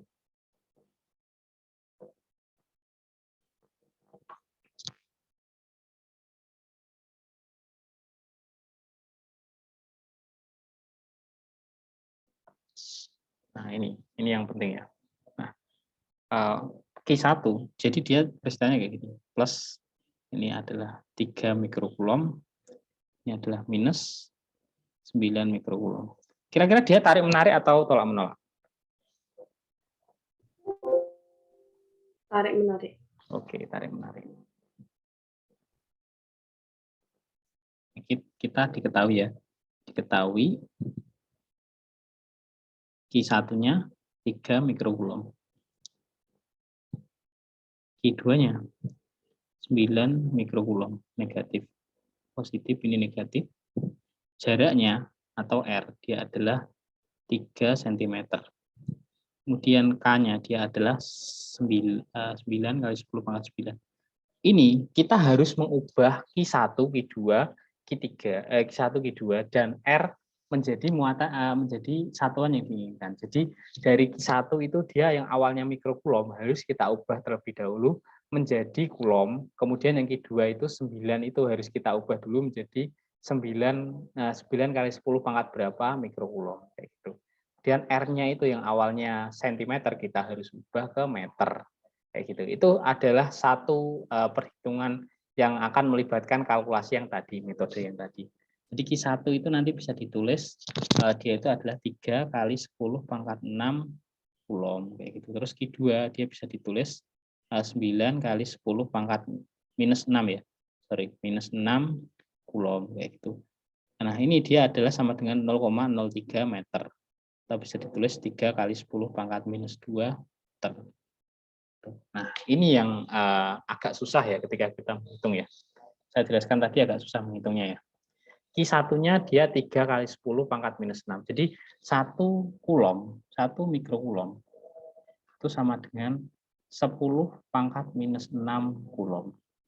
Ini yang harus kita ingat ya. Yang paling sering keluar untuk SMP itu adalah satuannya menggunakan mikrokulom. Kayak gitu. Ini untuk tingkat SMP ya. Tingkat SMP. Nanti tingkat SMA nanti kamu akan belajar itu dia melibatkan analisis vektor 2 dimensi. Ini termasuk susah. Tapi kalau untuk vektor 1 dimensi kayak gini, ini masih sangat mudah kayak gitu.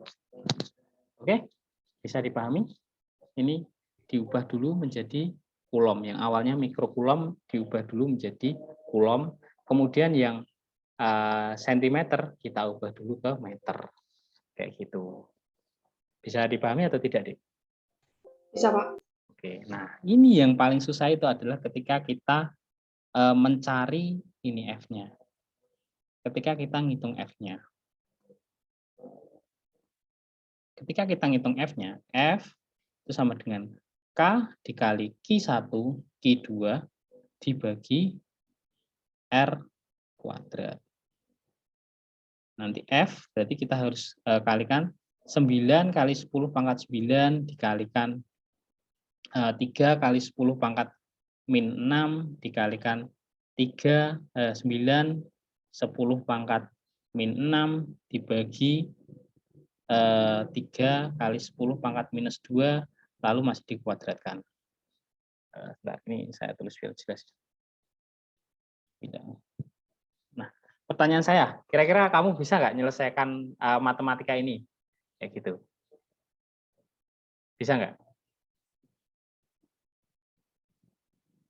Halo? Saya coba dulu, Pak. Oke, silakan dicoba dulu. Nanti dinyatakan dalam notasi ilmiah ya.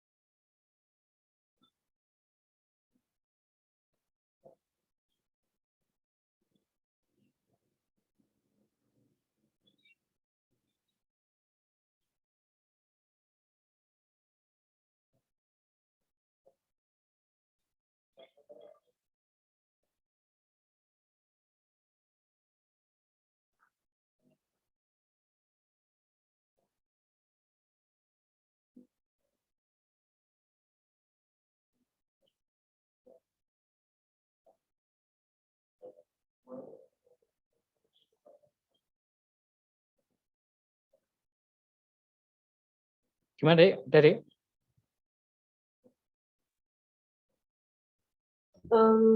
Hasilnya apa 2,7 dikali 10 pangkat ini? Berapa? Hasilnya 27 kali? 2,7 dikali 10 pangkat ini. Ya, sepertinya. Coba kita lihat dulu. Berapa? 2,7 kali 10 pangkat? 10 pangkat 10 pangkat berapa? min 6. Min 6. Oke, kita hitung dulu ya. Kita coba hitung dulu. F sama dengan 9 kali 10 pangkat 9. Ini kita langsung kita kelompokkan aja ya. Kita kelompokkan aja. Bahwa itu nanti 9 kali 3 kali 9 kali 10 pangkat 9 kali 10 pangkat minus 6 kali 10 pangkat minus 6. Ini nanti 3-nya langsung dikuadratkan ya. Berarti jadi langsung 9 kali 10 pangkat minus 4. F-nya berarti dia 9 kali 9 langsung dicoret ya. 27 dikali 10 pangkat 9 dikurangi 6 dikurangi 6. Ini dia adalah 9 kali 9-nya udah hilang ya. 10 pangkat minus 4. Nah, itu nanti jadi kayak gini. F-nya itu dia 27 ini 10 pangkat minus berapa ya ini? Minus 3. Ini 10 pangkat minus 4. Dia adalah F-nya itu dia adalah 27 kali 10 pangkat minus 3 dikurangi minus 4. Ya, benar. F-nya dia adalah 27 kali 10 pangkat 1. Nah, nanti F-nya berarti 2,7, 10 pangkat 2. Nah, kamu salah di mana kira-kira? Yang ini, yang min 3, aku nggak tak kurangin. Oh, kamu jumlahin ya? Kamu jumlahin ya? Iya. Oke, nggak apa-apa, nggak apa-apa. Nanti saya kasih contoh soalnya yang banyak, nanti silahkan dikerjakan nih. Gitu. Nanti ini bisa dilakukan dengan banyak-banyak mencoba soalnya. Masuk banyak menghitungnya kayak gitu. Nanti baru bisa. Oke, yang ini dulu. Udah paham atau belum? Sudah, Pak. Sekarang saya ingin memberikan satu contoh soal yang soal-soal jenis ini kadang sering keluar di UN ataupun di Olimpiade. Jadi dia kasusnya kayak gini. Jadi ini saya contoh soal lagi.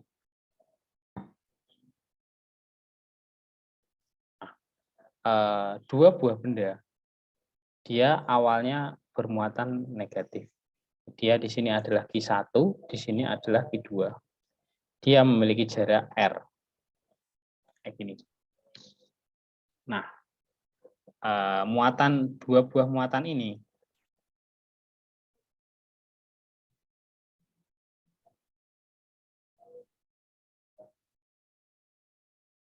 memiliki gaya tarik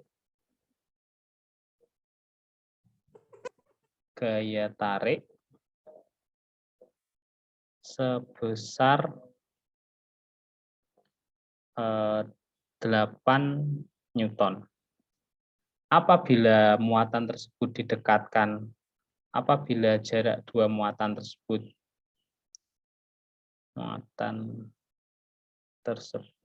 dijadikan setengah kali jarak semula,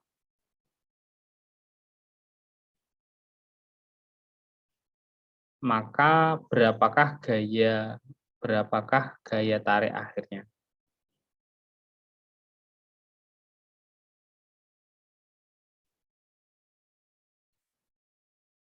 Jadi awalnya itu Q1, Q2 itu dia jaraknya R, ya kan?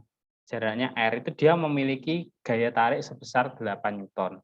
Nah, apabila jaraknya itu didempetkan, jadi awalnya itu mereka jaraknya terpisah segini, habis itu mereka didekatkan.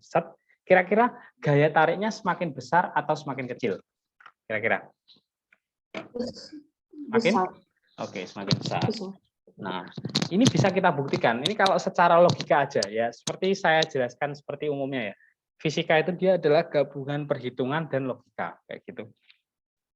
Semakin dekat jaraknya, semakin semakin besar nilai dari gaya tariknya kayak gitu. Di awalnya kayak gini ya, awalnya itu kayak gini, plus, minus, ini Q1, ini Q2, jaraknya itu adalah R, jaraknya adalah R, kemudian didekatkan, ini plus, ini minus, nah ini dia jaraknya ini adalah setengah R, ini adalah Q1, ini adalah Q2. Kita disuruh menentukan berapa nilai dari F. F1 ini dia F awal ya, F awal jangan F1. F awal ini bisa ditulis nilainya 8 Newton. Nah, F akhir ini berapa? F akhir ini yang mau kita hitung. Ini berapa ini? Ini bisa kita hitung ya. Nah, kita ngitungnya itu menggunakan persamaan perbandingan. Pernah ngerti perbandingan nggak? Yang misalkan ayamnya itu, yang awalnya ayamnya katakanlah 3 ayam bisa menghasilkan 20 telur, kalau 5 ayam bisa menghasilkan berapa telur, kayak gitu. Masih ingat nggak? Iya. Nah, Masih. itu sebenarnya sama kayak ini, itu juga sama kayak gini. Nah, itu bisa kita tuliskan seperti ini. Misalkan F1, F awal ya, F awal itu kan dia K, Q1, itu saja F awal ya. Q1, Q2 bagi R kuadrat. Itu dia hasilnya adalah apa itu 8 Newton. Nah, F akhir dia itu adalah K, Q1, Q2. Nah, di sini R-nya itu dia menjadi setengah R. Kayak gitu. Nah, ini setengah R itu nanti bisa disederhanakan jadi gini. K, Q1, Q2. Ini adalah 1/4 R kuadrat. Nah, ini nanti bisa kita tuliskan seperti ini. F awal dibagi F akhir. F akhir itu adalah sama dengan K Q1 Q2 per R kuadrat dibagi K Q1 Q2 1/4 R kuadrat. Nah, ini kalau pembagian bersusun kayak gini, tentu kita san ya. Kita bisa tulis kayak gini, K Q1 Q2 per R kuadrat dibagi K Q1 Q2 dibagi 1/4 R kuadrat. Nah, kayak gini ya. Ya, 1/4 R kuadrat. Oke, benar. Nah, nanti Itu bisa dibangun terus dicoretkan, Pak? Ya, bisa dicoret teknik kayak gini. K, Q1, Q2, R kuadrat dikalikan 1/4 R kuadrat K, Q1, Q2. Nanti ketemunya berapa? Ini coret, coret. Temunya adalah 1/4. Ya. Kan nanti F awal dibagi F akhir dia adalah 1/4. Atau nanti bisa ditulis juga F awalnya tadi 8 bagi F akhir ini adalah 1/4. Di F akhirnya dia adalah 8 kali 4. Dikali silang ya? Iya, 32. 32. Ini soal yang paling sering keluar. Paling sering keluar banget. Sekarang pertanyaan saya, kalau jaraknya dikalikan, dijadikan 2 kali semula, kira-kira gayanya lebih kecil atau lebih besar? Coba ditebak. Kalau misalkan jaraknya itu awalnya R, terus dijadikan 2R, kira-kira dia semakin besar atau semakin kecil?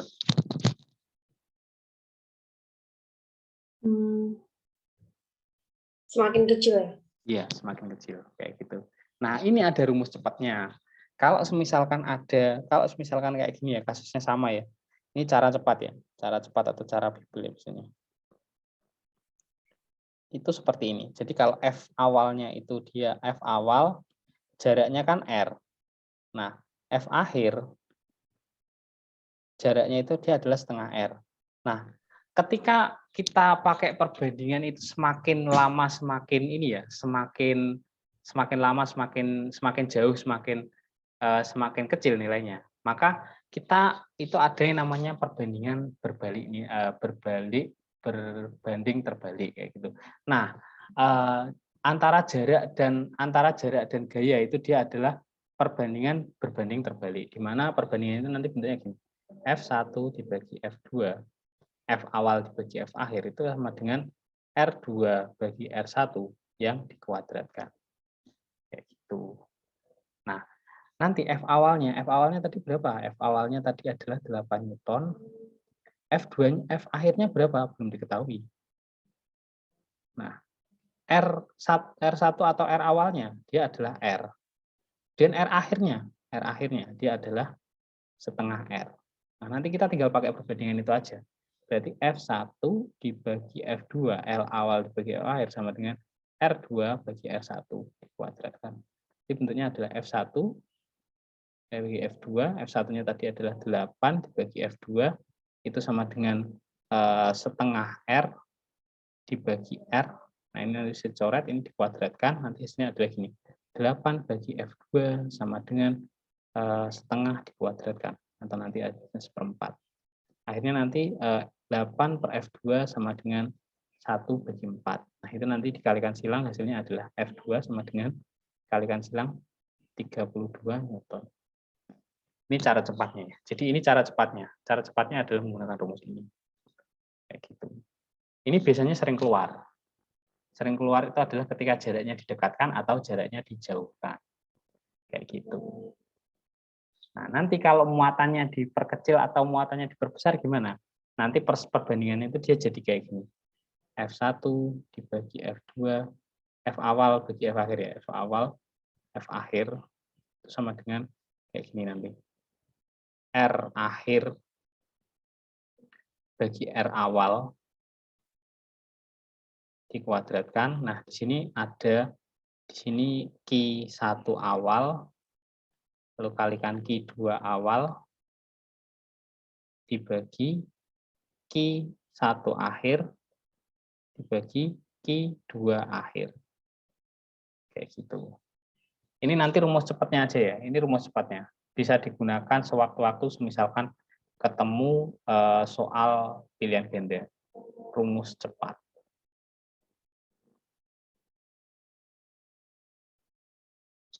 Oke. Adakah pertanyaan dari sini? Nanti langsung masuk ke contoh soal saya mungkin. Oke, Pak. Oke. Seperti janji saya tadi, jadi setelah kita membahas ini mungkin kita bisa melihat beberapa contoh soal di Olimpiade. Ini nanti saya bagikan ya, termasuk rekamannya sama catatannya ini. Nanti saya kasih contoh soal ya. Kasih beberapa contoh soal, silahkan Anda kerjakan ya. Oke? Oke, sekarang saya berikan contoh ini. Saya tadi membuka soal. Sebentar. Buka dulu ya. Nah, di sini ada beberapa contohnya. Sebentar. Ini ada soal, sebentar, saya share screen dulu ya.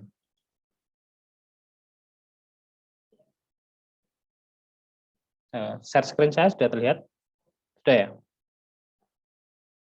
Share screen saya sudah terlihat? Sudah. Oke. Nah, saya punya beberapa contoh soal di sini. Di sini ada soal OSN tingkat nasional 2018, OSP 2017, OSN tingkat kabupaten 2016, sama ini ada. Jadi sekarang kita buka dulu dari soal OSK tingkat kabupaten 2016. Kita analisis ya. Kita lihat nomor 1 tentunya udah bisa ya. Ini udah bisa ya. Turunan dan vektor. Jadi kalau skala kalau pokok itu kemarin ada 7, panjang, kemudian massa, waktu, kemudian panjang, massa, waktu, kemudian suhu, kuat arus, intensitas cahaya, jumlah zat. Yang B ya? Yang B. Oke, enggak. Usaha itu dia termasuk skalar. Kayak gitu, usaha termasuk skalar. Oh. Jadi yang ada besaran pokoknya langsung dihilangkan. A ini nggak mungkin, B ini nggak Yang mungkin. mungkin. D itu suhu. Suhu itu termasuk pokok atau ini turunan? Suhu. Ya. Suhu itu pokok kan? Ya, pokok. Berarti D salah. Berarti yang benar adalah C. Gaya berat percepatan gravitasi sama medan listrik. Kayak gitu ya. Oke? Gaya sama percepatan itu vektor kan, Pak? Ya, vektor. Dia termasuk turunan dan vektor.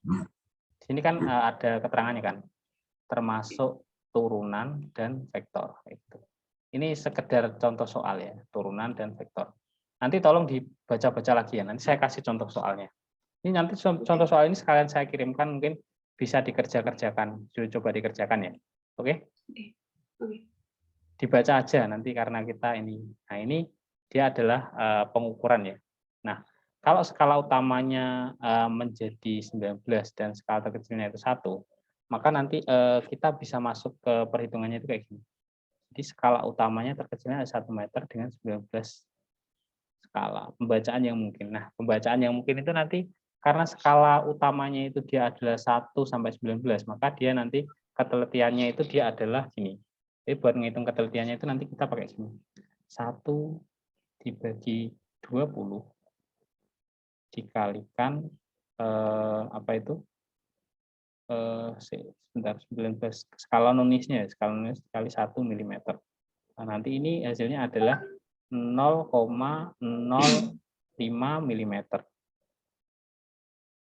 Jangkar sorong ya. Oh, sorry. Jangkar sorong kayak gitu. Oke. Nah, itu nanti dia yang paling mungkin itu dia adalah ini.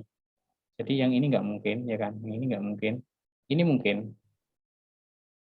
Ini nggak mungkin. Ini nggak mungkin sih. Ini yang mungkin. Jawabannya itu nggak.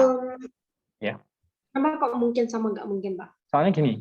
Soalnya kalau 66,04 ini dia milimeter kan? Iya. Sedangkan skala terkecilnya di sini aja dia itu adalah kelipatan 0,05.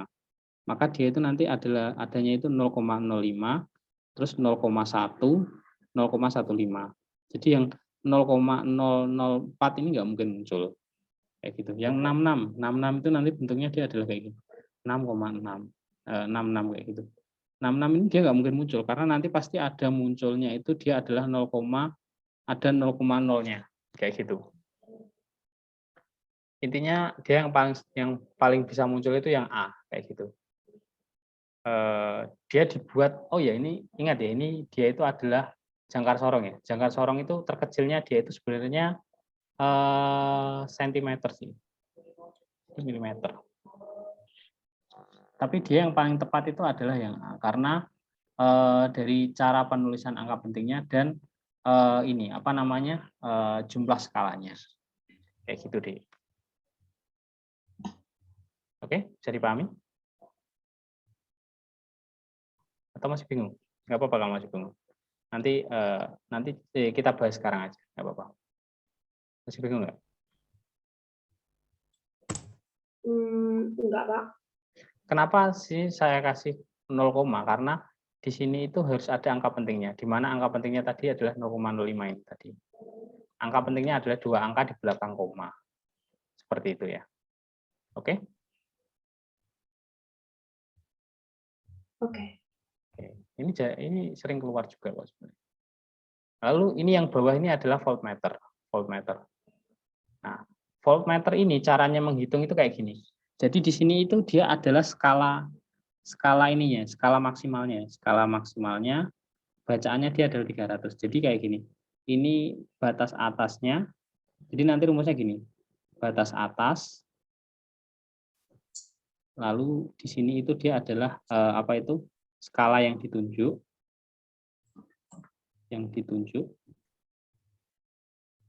Lalu dikalikan ini, dikalikan 300. Di sini itu dia sekitar berapa ya ini? 25,5 ya itu. 25,5 dikalikan 30 maksimalnya 30 dikalikan 300. Nanti dia Kenapa kok dikali 300, Pak? Soalnya ini skala maksimumnya 300. Oke. 255 milivolt. Nah, milivolt ini dia masih punya ini angka errornya. Angka errornya itu dia adalah 1 dibanding 3 dibagi 30. Skala batas atasnya dikali satuannya, ya kan, 1/1 ininya loh ya, per 1 ininya, kemudian dikalikan 300. Nanti dia angka pentingnya adalah 10 milivolt. Ini dia adalah angka errornya. Jadi kalau misalkan angka errornya nanti pasti di sekitaran sini. Hasilnya itu nanti adalah 255 plus minus 10 milivolt. Kenapa seperti ini? Karena dia errornya. Jadi nanti pembacaannya itu adalah hasil pembacaan plus minus error. Plus minus error. Kayak gitu. Jadi errornya itu dia adalah 1 dibagi skala paling tinggi dikalikan nilai skala maksimumnya atau dikali faktor pengalnya. Di mana faktor pengalnya di sini adalah 300 dan apa itu nilai maksimum batas atasnya itu adalah 30. Kayak gitu.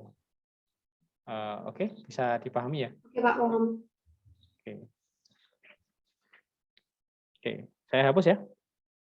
Ya. Oke. Nah, ini peristiwa air mendidih pada bejana terjadi penguapan di kalau air mendidih itu ya nanti dia yang terjadi penguapannya itu dia adalah di bagian dasar bejananya. Jadi dari dasar bejana kan dia muncul uap kayak uap kan. Misalkan kita memanasi ini ya. Misalkan kita memanasi air. Ini adalah bagian panasnya ya. Ini panasnya di bawah ini ya. Tentu yang paling banyak kena panasnya itu kan yang bawah. Nah, dia kan ada gelembung-gelembung kecil kan. Gelembung-gelembung kecil ini adalah apa itu uap-uap air. Nah, uap-uap airnya itu nanti dia naik ke atas kayak gitu. Penguapannya itu terjadi di bagian dasar terlebih dahulu. Kayak gitu. Bisa dipahami ya, ini namanya konduksi konveksi. Kayak gitu. Oke, Pak. Mungkin masih kurang banyak yang bisa belum diketahui karena kalor kemarin sudah saya jelaskan atau belum ya? Udah. Oke. Ya ini nanti mungkin bisa dicoba dikerjakan nomor 5 ini. Nomor 6 ini pakai ini apa namanya? Pemuaian. Kemarin sudah saya jelaskan belum yang koefisien muai kemarin? Yang mana, Pak? Pemuaian. Sepertinya pemuaian belum ya? Kayaknya belum. Oh iya, nanti akan saya jelaskan nanti saja ya. Ini kita intermezzo soal dulu. Kayak nomor 7 ini pasti kemarin sudah saya ajar. Terus nanti pemuaian nomor 8 ini nanti juga harus saya ajari ya. Kalau nomor 9 ini bisa nggak? Energi yang diperbarui tidak dapat diperbarui. Jadi ada energi renewable dan energi yang tidak dapat diperbarui. Kira-kira yang dapat diperbarui apa kira-kira? Contoh yang bisa diperbarui. Minyak bumi nggak mungkin ya, gas alam nggak mungkin, minyak bumi nggak mungkin. Jadi jawabannya itu yang bisa diperbarui dia adalah gelombang air laut, angin, sama matahari. Kayak gitu ya. Halo? Bisa dipahami nggak? Ya, Pak. Iya. Nanti soalnya silakan dicoba-coba aja, coba dipelajari dulu. Coba saya kasih contoh soal OSK ini nanti coba dikerjakan sendiri, nanti coba bilang ke saya bisa ngerjakan berapa ya. Sorry, tadi saya ingin menunjukkan soal terkait listrik statis ya. Saya coba, malah saya ngerjakan yang lain. Coba kita mengerjakan soal listrik statis. Nah, ini dia contoh soal listrik statis tadi. Dua buah muatan, yang satu Q, min Q, satu terhadap lain jaraknya R. Jika jaraknya diperbesar menjadi 2R, maka gaya keduanya menjadi berapa kali? Ini pakai perbandingan tadi. Kira-kira bisa mengerjakan nggak yang nomor 40 ini? Bisa. Ya, silahkan dicoba nomor 40 ini. Pakai teori yang tadi, pakai rumus tadi. Perlu saya share screen kah rumus yang tadi atau sudah dicatat? Udah saya catat. Oke, silahkan dikerjakan dulu. Ini di soal OSK Fisika tahun 2016 ya.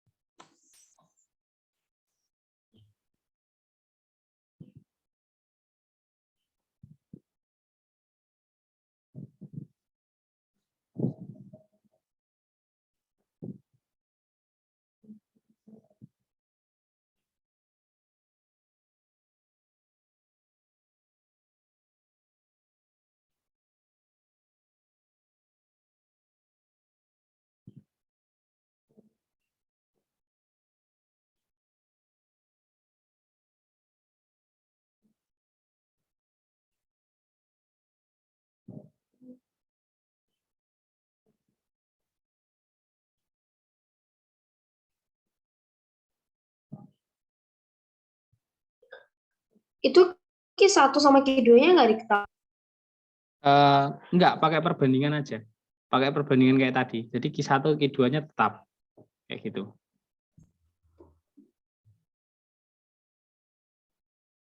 Pakai rumus yang tadi loh. Pakai rumus yang tadi. Yang ini. F1. Bentar. F1. Sorry. Dibagi F2. Sama dengan R2 dibagi R1 dikuadratkan.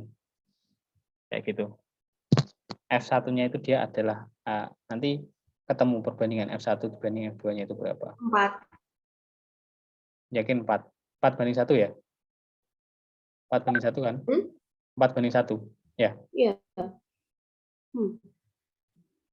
Berarti apa itu? Berarti gayanya itu menjadi berapa?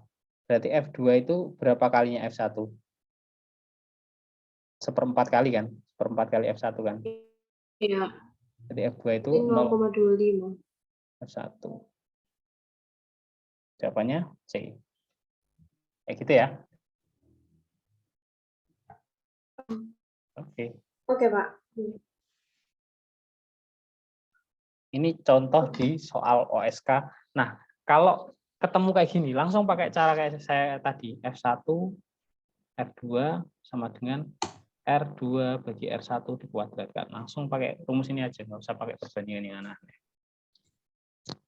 Kayak gitu, oke? Bisa saya lanjutkan? Coba. Oke. Ini contoh soal listrik statis yang sering keluar ya. Ini untuk contoh lainnya nanti aja kita bahas. Oke, sekarang ini di soal 2016. Sekarang coba kita lihat di 2017, Olimpiade Sains WIPA tahun 2017. Ini bagian fisika ya. Coba kita lihat mana yang soalnya itu mirip dengan soal tadi listrik statis.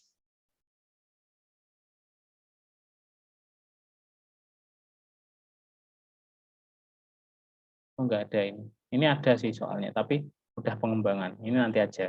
Saat kita udah bahas magnet ya. Kita lihat di 2018. Ini nanti soalnya saya kirimkan ke kamu aja ya. Nanti silahkan dipelajari sendiri. Oke, Pak.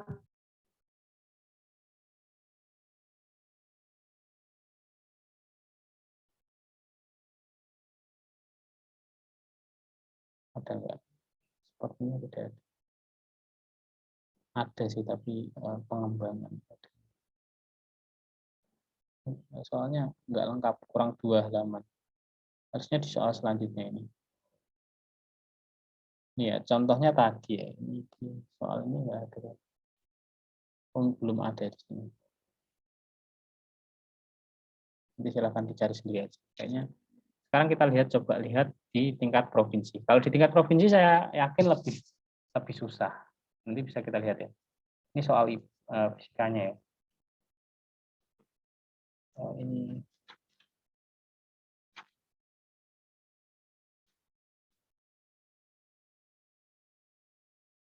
nah, nanti kalau di provinsi itu soalnya kayak gini.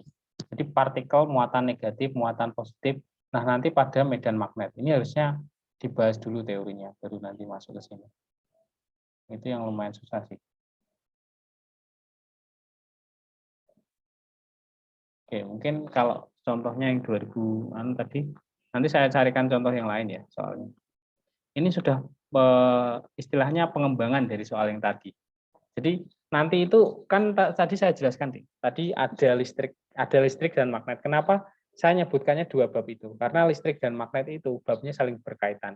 Dan nanti ketika kamu membahas listrik statis itu nanti di magnet dia juga ada di kayak gitu. Mungkin saya lanjutkan dulu ya. Saya lanjutkan ke teori tadi dulu aja ya. Oke? Oke, Pak. Nanti kita selesai pukul 21.05 saja. Karena tadi kita mulainya juga agak telat ya. Kita selesaikan di 21.05. Oke, saya lanjutkan ya. Mana tadi pulpen saya? Sorry, saya lanjutkan lagi.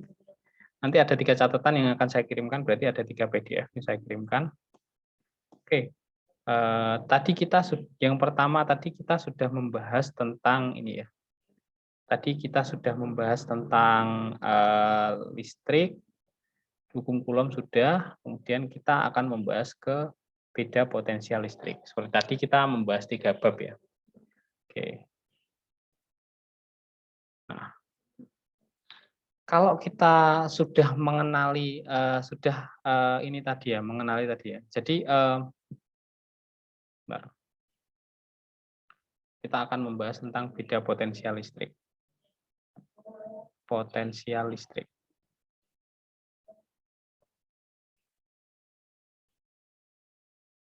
Potensial listrik. Nah, jadi seumpamanya saya punya muatan ya. Ini satu muatan kayak gini. Jadi muatan ini dia itu kan dia itu bisa mengalirkan. Misalkan ini di sini adalah negatif. Nah, kalau ada 2 buah muatan yang kayak gini ya, jadi digabungkan oleh tali ya, penghantar ya.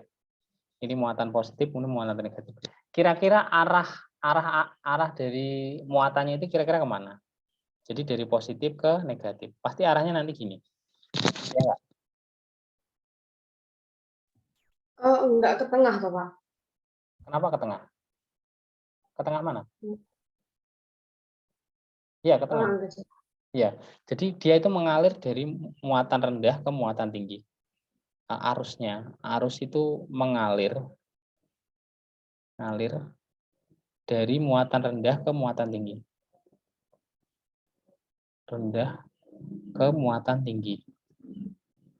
Atau arus itu mengalir dari muatan positif, muatan positif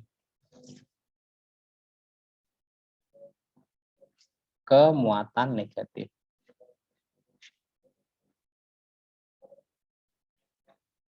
Ini ya, kayak gini ya. Jadi mengalir dari positif ke negatif, kayak gitu, bergeser positif ke negatif, positif ke negatif, kayak gitu ya. Nah, jadi muatan positif itu dia ada yang namanya definisinya itu dia adalah potensial listrik. Nah, potensial listriknya itu dia rumusnya kayak gini, V K I dibagi R. Ini namanya adalah potensial listrik. Potensial listrik.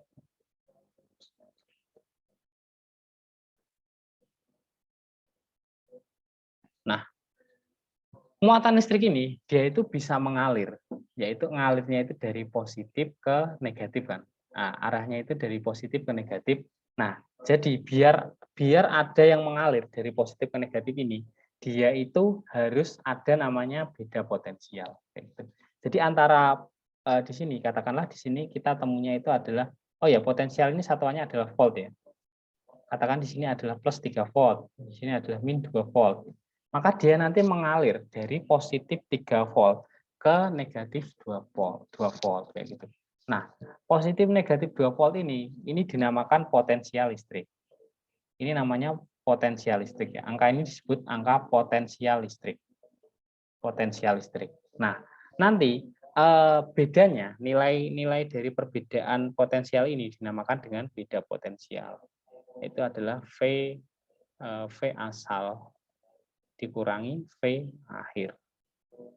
Jadi itu dia adalah 3 dikurangi minus 2. Nah, delta V itu adalah 5. Ini dinamakan dengan beda potensial. Beda potensial. Kayak gitu. Ini biasanya digunakan pada baterai. Di baterai kan disambungkan dari dari sini, muatan sini. Ini kalau baterai misalkan ini baterai terus ini lampu ya. Lampu katakanlah. Lampunya gini ya. Pasti dia kan disambungkan dengan positifnya baterai, dihubungkan dengan negatifnya baterai. Dia awalnya di sini muatannya positif, di sini negatif. Jadi nanti mengalir dari positif sini ke negatif sini. Sehingga ketika dia melalui suatu lampu, maka dia akan lampunya ini akan menyala. Kayak gitu. Ini dia adalah pengertian potensial. Kalau potensial itu 1, tapi kalau beda potensial itu 2. Nah, kayak gitu. Paham nggak?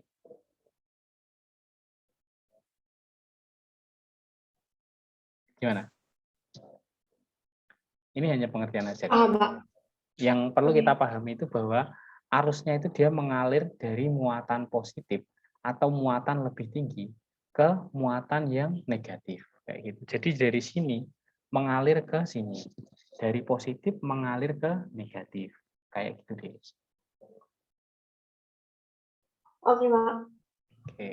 Ini namanya potensial. Nah, potensial ini nanti yang menjadi dasar kita untuk belajar terkait listrik dinamis kayak gitu. Jadi ini nanti kita akan setelah ini akan belajar tentang listrik dinamis. Nah, listrik dinamis itu nanti akan membahas tentang rangkaian listrik. Misalkan kayak gini. Ini ada kayak gini ya. Oh iya, kalau udah ada kayak gini ya, nanti kalau ada baterai kayak gini, misalnya dilambangkannya kayak gini. Nah, ini dia ada kutub muatan positifnya kayak gini yang atas dan ada kutub muatan negatifnya kayak gitu yang bawah. Nah, itu nanti dia biasanya dikasih resistor kayak gini, dikasih resistor kayak gini. Lambangnya resistor ya. Ini V, ini I. Nah, ini R nanti muncul yang namanya I. Di mana I itu bisa dihitung V dibagikan R. Namanya hukum Ohm. Hukum Ohm. Nah, ini nanti yang kita pelajari ya. Hukum Ohm ini nanti kita pelajari di pertemuan selanjutnya. Nanti akan saya ajari tentang hukum Ohm ini. Kayak gitu. Oke. Dari sini dulu ada pertanyaan nggak?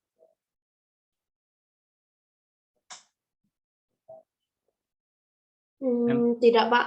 Nanti ini saya jelaskan lagi. Nah, ini nanti saya kasih contoh-contoh soal terkait ini ya, kayak gitu. Oke. Materinya tentang potensial cukup sampai sini aja. Tadi saya kepikiran untuk mengajari cara perhitungannya, tapi sepertinya ini perhitungannya sangat rumit ya. Karena itu nanti untuk masuk materinya adalah materi-materi tingkat SMA kayak gitu. Jadi untuk perhitungan hukum Coulomb itu sebenarnya SMP. Jadi kalau kamu buku kelas 9 itu coba kamu baca, itu nanti kamu menemukan hukum Coulomb. Oke. Sorry, saya agak haus. Oke, adakah pertanyaan dari materi semua yang tadi dibahas? Saya beri waktu dulu untuk bertanya. Tidak, Pak. Oke, mungkin sekarang ini saya matikan dulu rekamannya, nanti saya kirimkan.